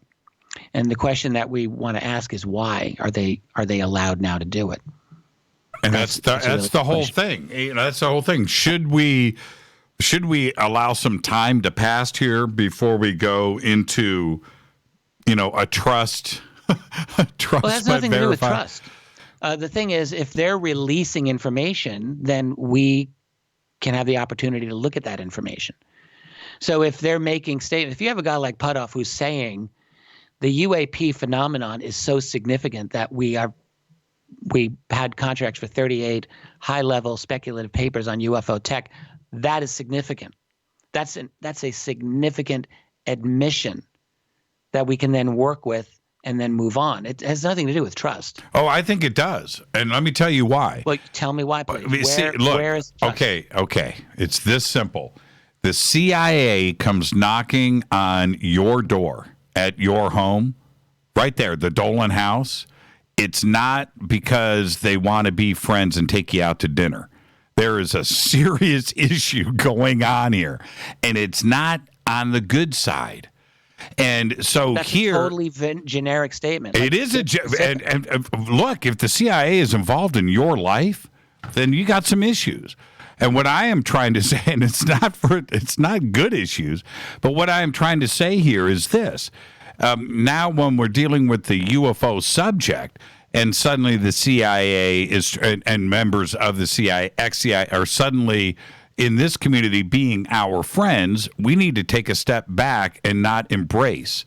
Who said anything about friends? Certainly not me.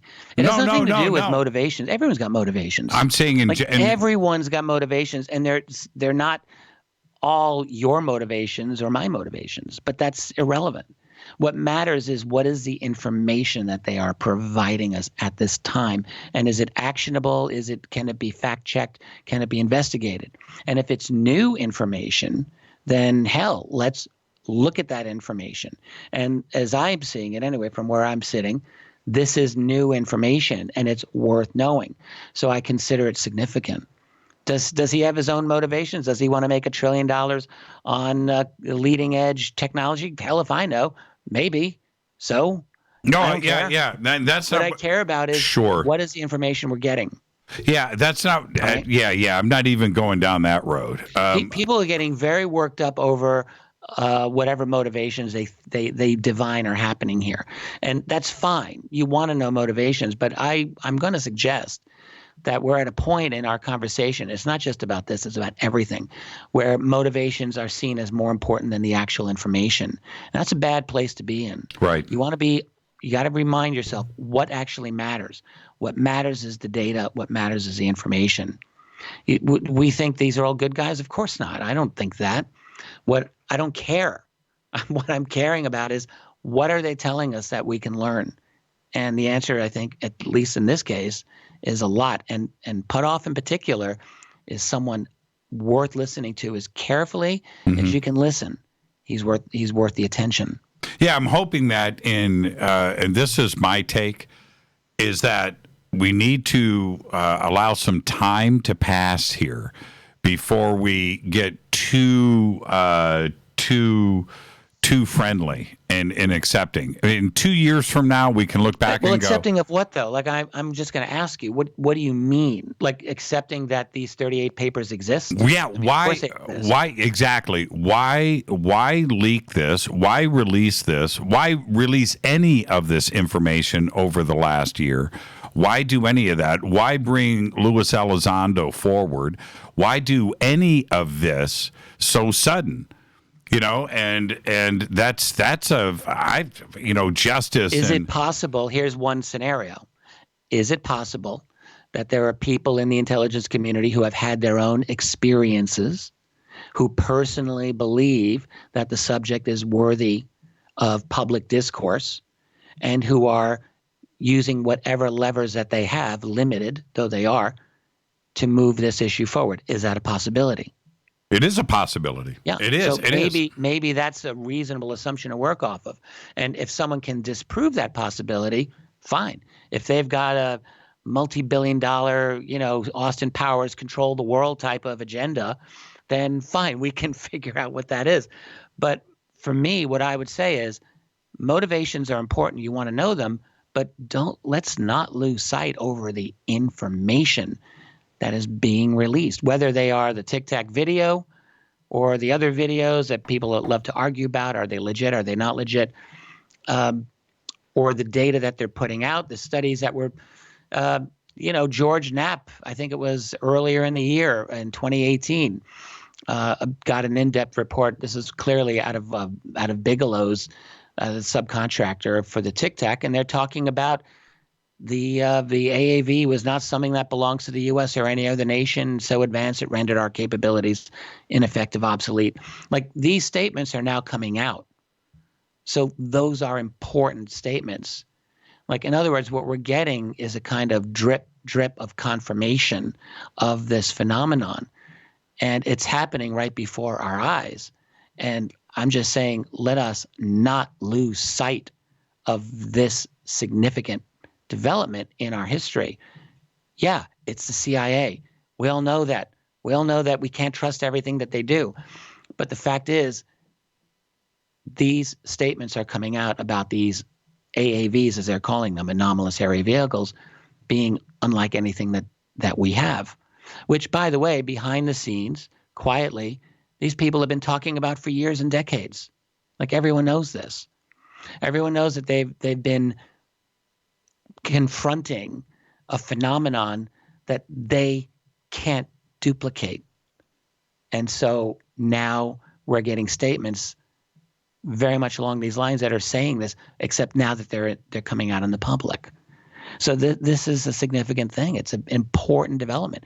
And this is why I think the scientific studies, and by the way, it's not just Puthoff talking about this. There's a great YouTube video by Dr. Jack Sarfati just from a month or so ago, where he is talking about the physics of the Tic Tac UFO. And I highly recommend it to people who are not professional physicists. He does a very, very fine job of explaining the physics of how these objects possibly work. And he also is talking about the metamaterials and how they serve essentially as a kind of a waveguide to, as he calls it, soften the space-time boundary around the capsule, around the object.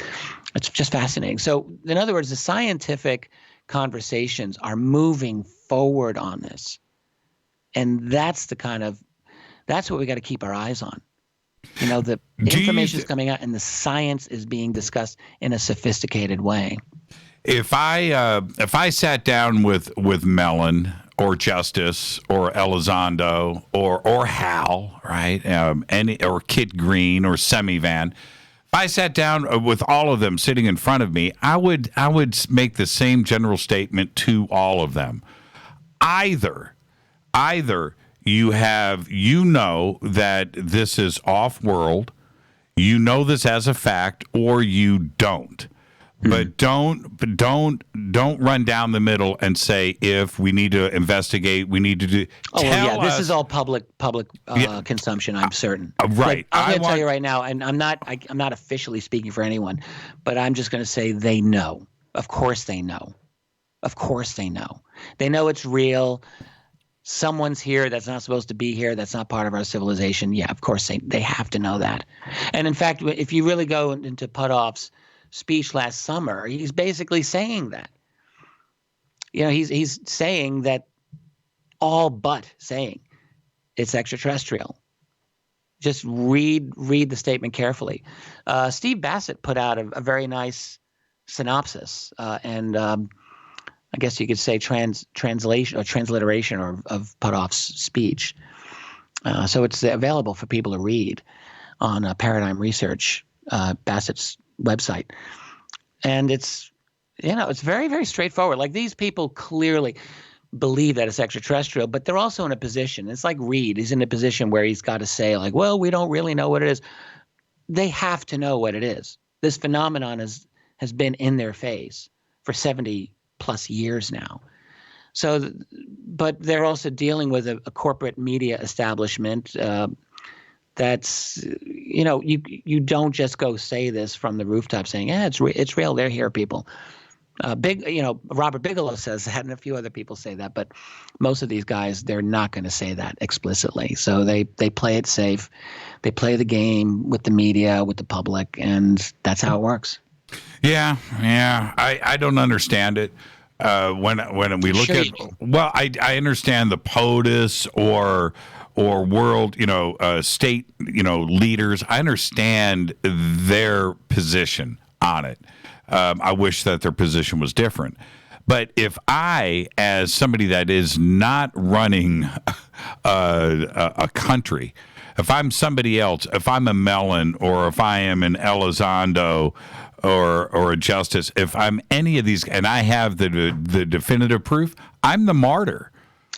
What's going to? None of those guys want to be martyrs. Now, I had a conversation once with someone. This wasn't with Puthoff. It was someone else, but who had classified background, and just said to me, I know for a fact this is real, and I was briefed, and I have this such and such information about the reality of this phenomenon and bodies and so forth, and what was very obvious was they were not in a position where they felt they could talk about it. He said, like, look, if I go to the New York Times, right, and talk about this, A, are they going to publish it? B, if they do, it'll be traced right back to me, and I lose every clearance I ever had, and I lose my career and my profession. So what? And aside from maybe going to prison. So what? Perhaps that information. Well, not everyone wants to be a martyr. Yeah, but you would be the most famous person ever for the rest of the time of the universe. And that's the truth. You'd have to be able to prove it. Well, okay, so these are difficult things. Like, it's not the easiest position to be in. Okay, Dolan, you go to Right Pat. You get taken down 8 floors below, and you walk in and you look at the saucer, and then they walk by and they go, check it out. Here's some uniforms. That's an ET over there in the tank. Check this out. Here's their badges. Here's this. Here's that. And you turn around and you slip into your pocket the evidence, right? And you get out and you're done. You're a free man. You get off of the base. Do you go public? I would yes, I would. If I felt that the evidence I acquired would be sufficient to convince the world. Yeah, it's a laser gun. You know what I mean? But I mean, first of all, that's such a fantasy situation. Like, that would never happen. But if it did, I'm saying that's not something that's realistic or even possible. Would you go public? Do you have the press conference? Of course you do. Yeah. Right? So what's the difference between any of these other cats? There's nothing. I mean, what? I can't get inside their head. I can't speak for them. I don't know. Right. And I don't know most of them, so I wouldn't really be able to tell you. At that but everyone's point, got their motivations. They're worried about their kids. They're worried about their retirement. Who the hell knows? They've got they don't want to get into trouble, whatever it is. Pardoff said in his lecture, he says, look, I'm able to talk about this element of it because I can finally talk about the details and not go to jail.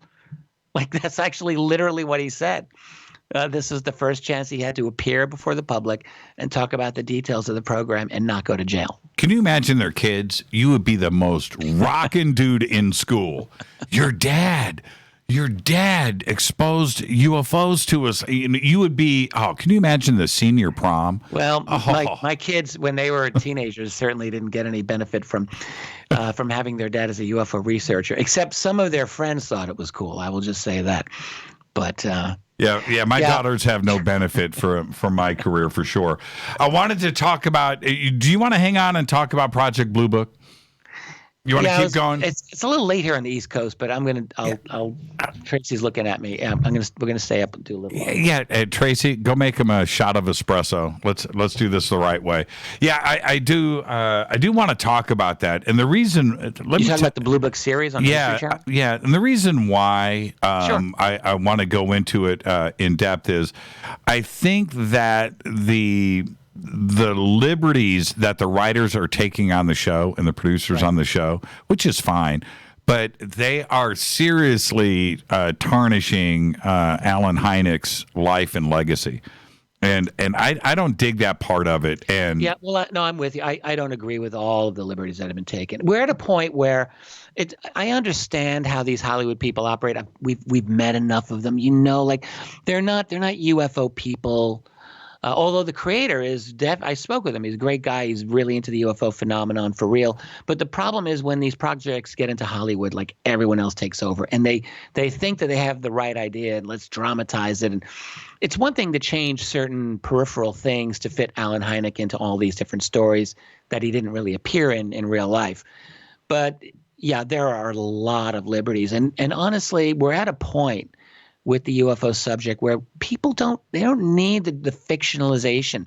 The real stories of these cases are absolutely fascinating. Like, you could do a genuine dramatization of the true story with minimal damage and do real justice to it, because the real stories are fascinating. I mean, they're not all as dramatic as portrayed in the series, and that's the problem. Like, these guys want it ultra dramatic, but the fact is, I think most people now want to know, is this true? Is that true? And when it isn't true, when they find it's not true, I think it takes a lot of the enjoyment out of the experience. That might have been different in the 1960s, but this is where we're at now. I think people are sophisticated enough with UFOs, like they want to know these cases are accurately portrayed, and generally speaking, there are significant liberties that are taken with them. Yeah, and that's where I want to go. When we come back after the break, let's not lose sight of History Channel's got a reputation. It's called History Channel for a reason. And when they start off a show about somebody's personal life, like Dr. J. Allen Hynek, and they started off, this is based on actual case files. This is based on you need to be very careful about how you present that, because somebody that doesn't know anything about UFOs, like my daughters, and they go and they watch this, they're coming at me. Did you know that this doctor was, he saw ETs in a tank and it's just like, wait a minute here. Yeah, he's basically Fox Mulder in the 50s. Yes. That's really what they did. I asked him because, let's face it, I look a little bit like the character in that, and I think that's kind of cool. So I opted. I want them to let me do the stunts. So when it comes time to duke out a Russian spy, put me in there. Let me take out the Russian spy. And plus you smoke a pipe, so you could just walk right on the set. Let's take a break right here. Richard Dolan is our guest. This is Fade to Black. We're going to continue our discussion on Project Blue Book right after this short break on the Game Changer Network and KGRA, The Planet. Of course, you can follow me at JChurch Radio on Twitter. You can follow Richard at Rich Dolan on Twitter. We'll be right back. Stay with us.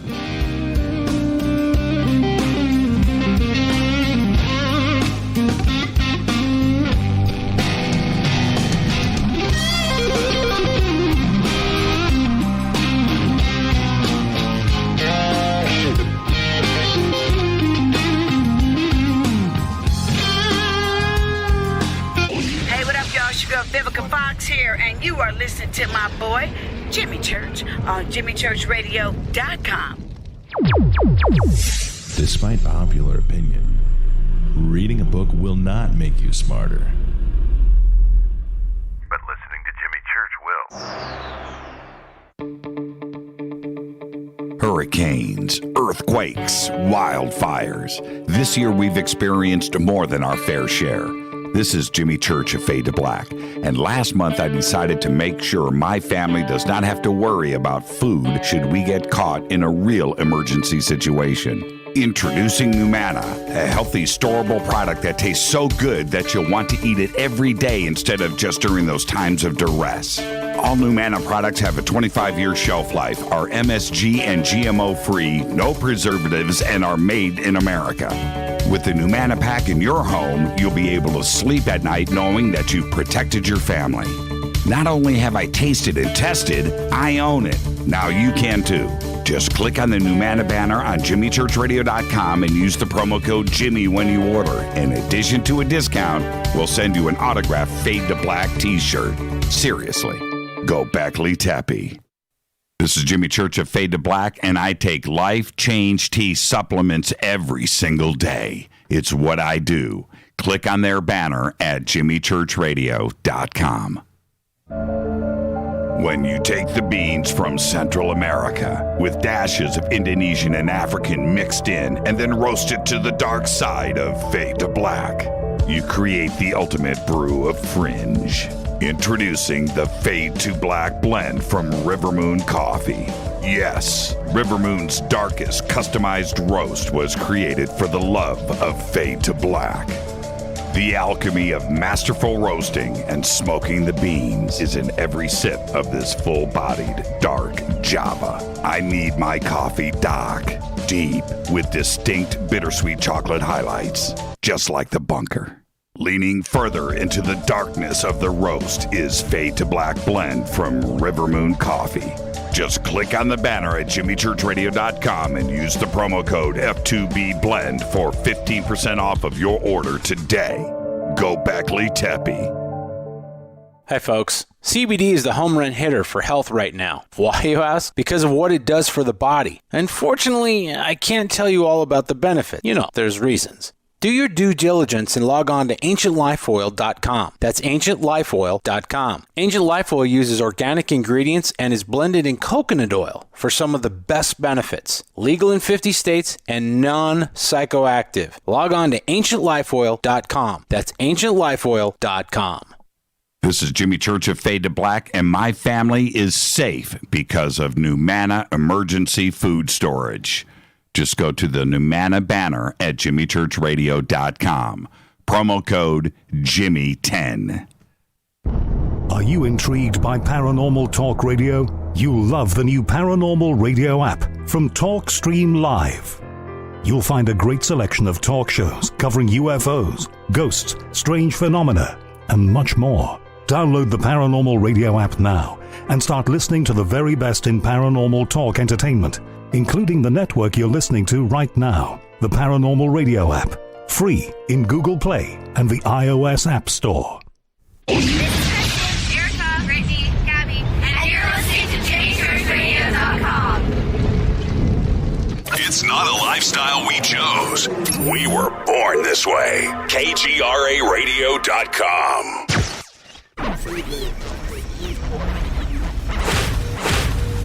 This is KJCR at JimmyChurchRadio.com.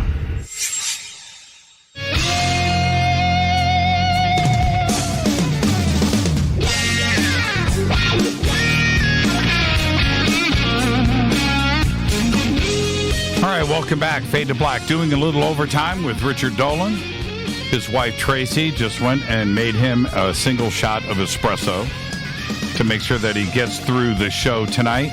And, Richard, I didn't ask you. You were expecting this at the top of the show, but what was the last piece of music that you listened to today? Yeah, it's funny. Just before I went on, I was asking Tracy, like, what the hell did I listen to? I didn't hear any music today. What? None. But yesterday, we were driving and we heard Led Zeppelin. Which one? Dear Maker. Oh, Dire Maker. Dire Maker, Deer Maker. I don't know how you say it. Yeah, Dire Maker. I've listened to it for like 45 years, whatever. But it was on the radio, and that's a good song. That's like a really great Zeppelin song. Did you crank it? I always crank the Zepp. Oh man, nothing better. Look, I like I'm a 70s guy, so like I love Zeppelin, but I like the disco. That's where you and I part ways. No, I love disco. Are you kidding really? me? Oh man, that's my like childhood. all just like the hair bands and that's glam now. rock and the tight spandex. I thought that was you. Oh, that was me later. But in the 70s, look, this is my childhood. When I was 14, 15, 16 years old, was down in Panama at the Canal Zone, and each Army base, and including, I think, the DOD centers too as well, all had teen clubs. Right? They were called teen clubs. Oh, and imagine a government-sanctioned teen club, right? Where you could go in and... Very wholesome, I'm sure. You know what? Pool tables, ping pong tables, and guitars and amps. I'm all over about that. Right? And once a week, once a month, each one of those teen clubs had a dance. And man, it was all about the Bee Gees, because then Saturday Night Fever was the number one. That was it. It was all about disco. That's so right. I had this silk shirt. Barry Gibb rocked the falsetto. Let's just put it right out there. He did it. No one else could do the falsetto. Nobody did. And with and fine set of teeth. Fine set of teeth, that Barry Gibb. Okay, back to... I could talk disco all night. By the way, I was just busting on you. I don't know that you did the bright blue spandex. I just suspect you did. Yeah, I did. Capizios. Oh, man. Capizios and spandex. What a horrible thought. But anyway, Capizios were dancing shoes, but that was the cool thing here on the Sunset Strip in the 80s. I missed that memo. Oh, man. I've got pictures. Okay, so... Anyway, are we getting into, though, a dangerous zone where we are presenting Project Blue Book and shows like this as historical fact? Like this is a historical record. Yeah, I mean, absolutely. These shows, they're primarily entertainment, and people can't lose sight of it. You know, I've been pretty nice about it. Look, and I'll just say they called me. So I did a full day of interviews with the Project Blue Book team. I don't know if I even told you this. No, but you did not. If you go to the History Channel website, you'll find Jacques Vallée, you'll find me, and you'll find the Hynek sons, Paul and Joel Hynek, with sit-down interviews on the various cases portrayed in the Project Blue Book series. And so it's actually, I did my best, honestly. What was the real truth of the Childs Whitted 1948 encounter in the air with Eastern Airlines? And, you know, they had their own dramatization of it with Alan Hynek on the plane. Which on the plane. But there's a great story there. And so what I did is I sat down with them and I talked about those cases as best I could. And those snippets, I guess I should say, are on the History Channel website. So to that limited extent, I have a connection to that project, although obviously I had nothing to do with any of the script or anything to do with that. But, you know, I understand. I mean, on the one hand, I understand where these guys are coming from, but it's definitely misguided to, at this point in the game, with all that's out there on the UFO phenomenon, to change the nature of the history that much, to change Alan Hynek's career or his wife, for that matter, Mimi. Right. To bring in the Russian spies the way that they've done. Yep. It's not that there wasn't Russian espionage. Yeah, there was Russian espionage. Yes, but not with Hynek in this manner. No, clearly not. One of the Blue Book character that they pair Hynek with in the series is kind of a little bit modeled on Ed Ruppelt, but I think much more modeled on a later Blue Book head named Lawrence Tacker. And if you look into the history of this, Tacker ran Blue Book in around 1960 and was a hardcore debunker. I mean, almost like a cartoonish debunker of UFOs. So they kind of mix and match different people historically, and I get that. But the changes that they made to the cases are really quite obvious to people who study the phenomenon. And I guess it's unfortunate.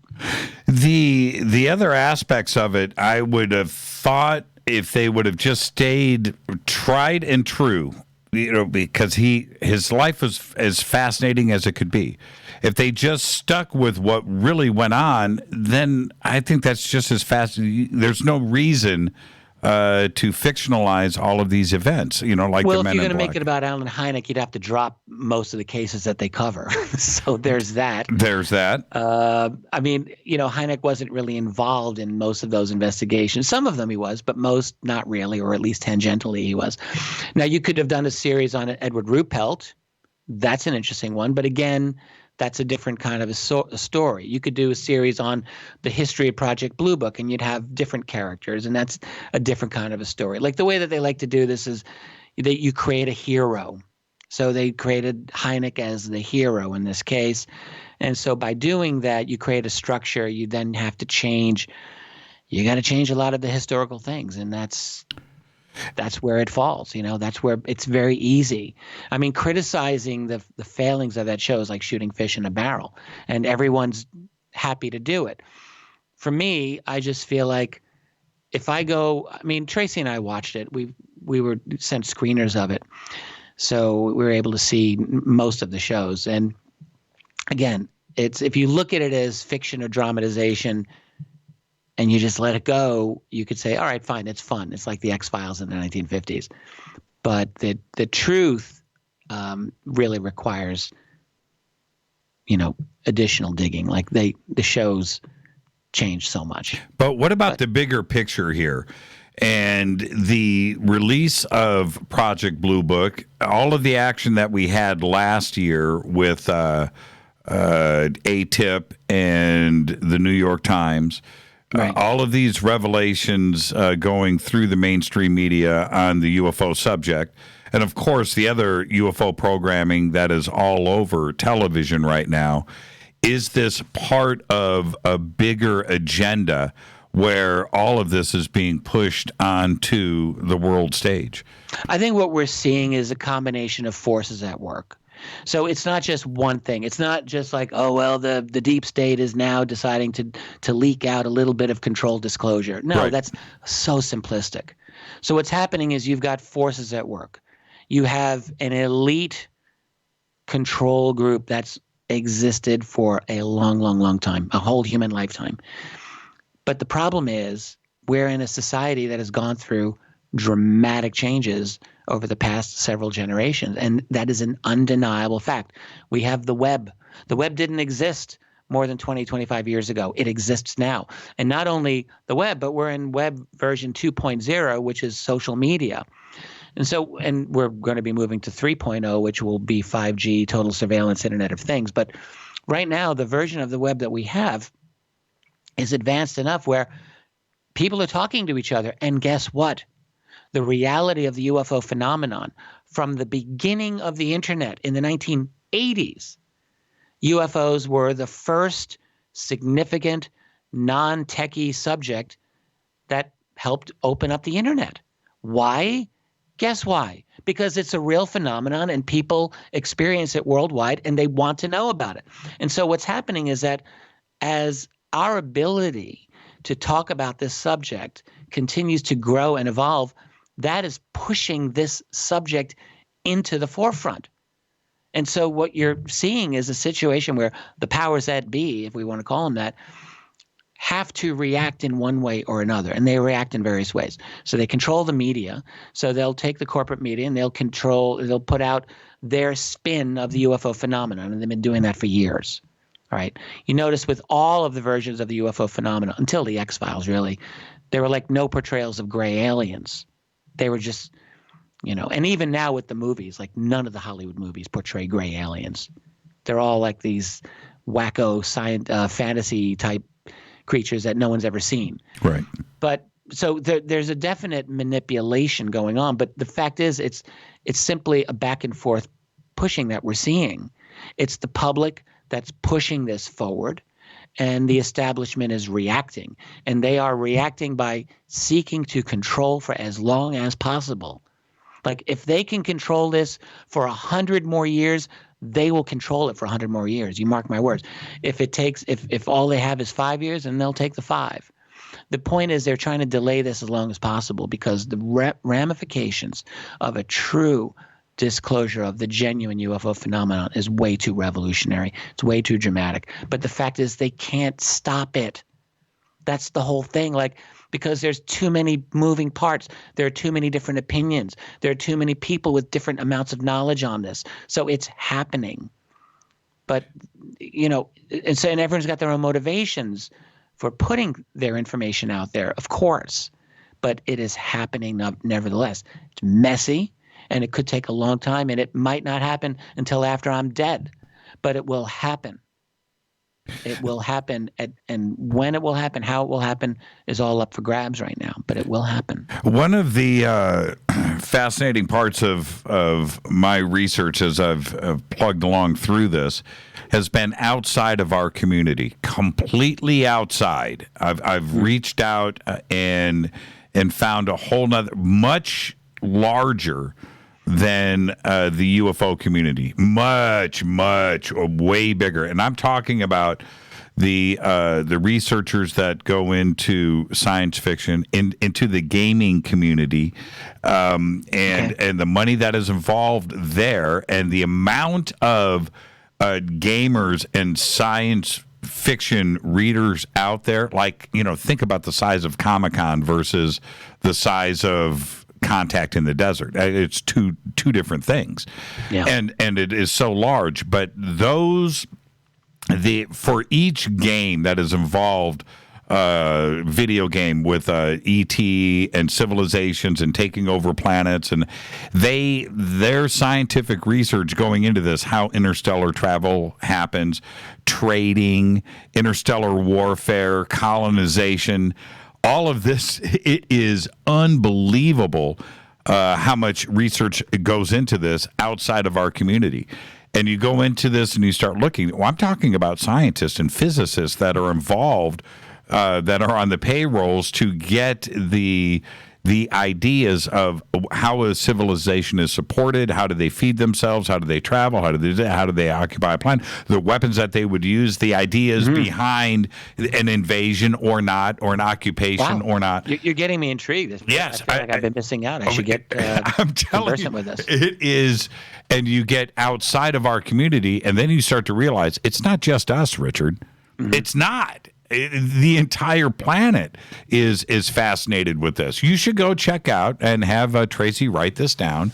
Go check out Isaac Arthur, ISAAC Arthur, and go and start listening to his videos and his YouTube channel. And he is somebody that not only works in the science fiction and the gaming community, but he's also graduated with a physics degree.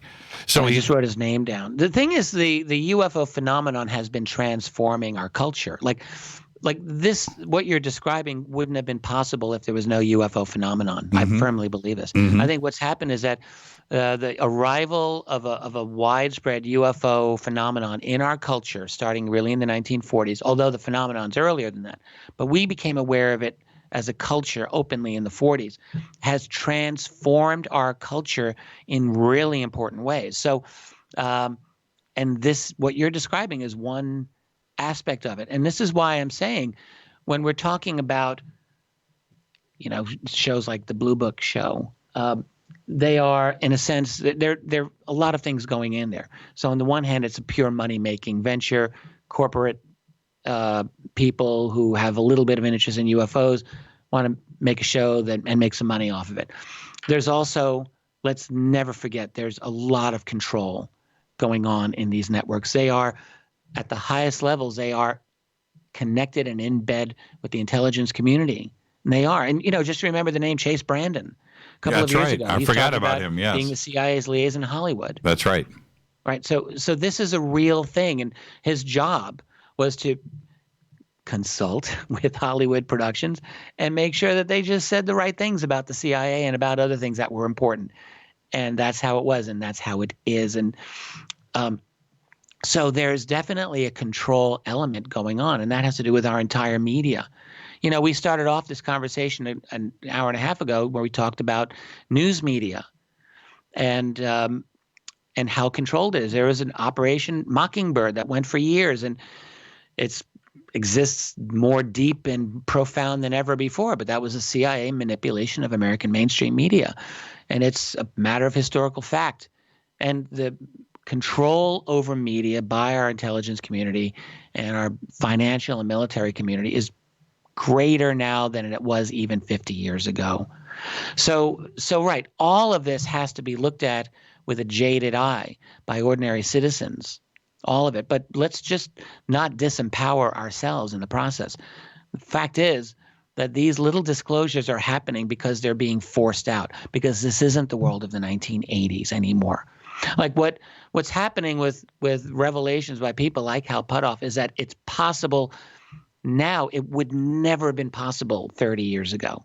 It's possible now because there's been too much pushing up from below to allow for certain things now to be released.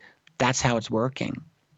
It's a there's multiple forces at work here, and one of those forces is the genuine interests of the people. You bring up Project Mockingbird, and when the difficulty of Mockingbird back in the day, where you had printed media and you had three channels, right? And so you had to get a physical body on the payroll at a newspaper in Wichita or whatever. And they had hundreds of them across the United States on the payroll. That's fact. That's historical record. And you control the wire services, which were as close to the internet of the day, and that would disseminate the news. So you control the wire service, you control the majors. Certainly New York Times was always under control that way, Washington Post and the others, And so today, how much easier is it for the CIA to have a Project Mockingbird when all you have to do, you don't have to have a physical, all you have to do is create a website. All you've got to do is create a Twitter account. All you have to do, create a YouTube channel, start putting some content out there. And you can do it all from one centralized office, right, in Langley, where you don't have physical bodies on a payroll across the United States. Yeah, they're called sock puppets. It's a real thing. And it's a real thing. The Department's they create sock puppets, fake personas. We're apparently we may be seeing that in our own field, but we'll get to that another time. But this is something that the intelligence community has been very, very sophisticated with. And by the way, everyone likes to talk about the Russian bots, and I'm sure there are Russian bots, but man, they got nothing on the U.S. bots, that's for sure. But the point is, Mockingbird is an easier program to implement now than ever before. You're exactly right. Media consolidation. I mean, back in the 50s, there were 50 or 100 of the leading media organizations controlled 80, 90% of all media. Now that number's 6. Right. So if you have relationships with those top media organizations, which are all segmented into their various markets and so forth, well, you got it made, and that's exactly the way it is. There is a deceased German journalist named Dr. Udo Ulfkotter, who just died a year and a half ago, I think, and he talked openly about how in European journalism, the CIA controlled everything. They would write the articles and then give the byline to a particular journalist. But he's on YouTube. You can find a lot of his statements. There's a lot of American journalists who talked about it. Amber Lyon, formerly of CNN, talked about how literally CNN created fake news back during the Arab Spring of 2011. And there's lots of other brave people who've talked very, very explicitly about the manipulation of Western media by U.S. corporate and intelligence community interests. And so circling back to the UFO phenomenon, of course we have to expect the exact same thing. The UFO, in fact, very much so, because UFOs are important. They have been of national security importance since the beginning. And so the need to control it is paramount. But the problem is, and again, people need to understand, the secret keepers don't have all of the power. They have a lot of the power. And they have the power to manipulate. They have the power to psych us out with all kinds of head fakes. Yes, they do it. But the fact is, if it had not been for the web, it had not been for the internet and social media, we would be in a very different place, a much worse place, vis-a-vis any kind of hopeful disclosure. Now, and what do we see? We see the elite groups of the world trying to regain control over the web through deplatforming, public shaming, and surveillance, and all of those evil things that they're trying to do. So they understand full well that if it is possible to delay genuine disclosure, they'll do it forever. And I don't think it will be forever, but it could be for a while. It may not be for a while. But that's the dynamic. Thank you so much, Richard. Are they just giving us a little drip, drip, drip? Are they being forced to do it by public pressure from below? Thank you so much, Richard.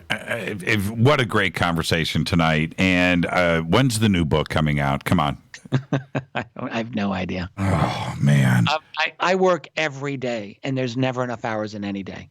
And is it going to come out? At the end of every day, I think back and I'm like, what did I do? Did I accomplish anything? And then I realized, oh yeah, I did this and this and this and this, but I didn't do like 12 other things that I wanted to do. So 2020, we can look forward to 2020. You can look forward to things in 2019. I've got writing projects in the works. Okay. And I would like that false flag book to be done in 2019. It's possible. Thank you so much.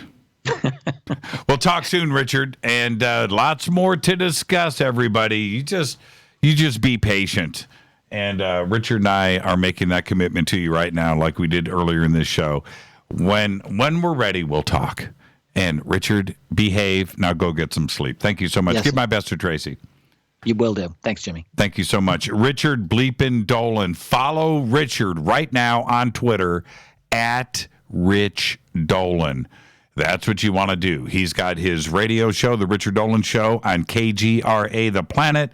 And he, if you go and follow his Twitter account, he is broadcasting live on YouTube and doing live streams. Seems like every day. He's got a lot to say. So go and do that now. And the easiest way to find out when he is doing all of that stuff is on his Twitter feed at Rich Dolan. Okay, now a couple of things really quick. Programming notes. Tomorrow night is David Icke.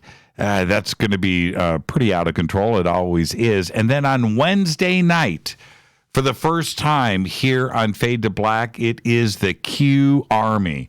We've got In the Matrix and Shady Groove here. I know you've got questions. I've got questions. We're going to do all of that on Wednesday night.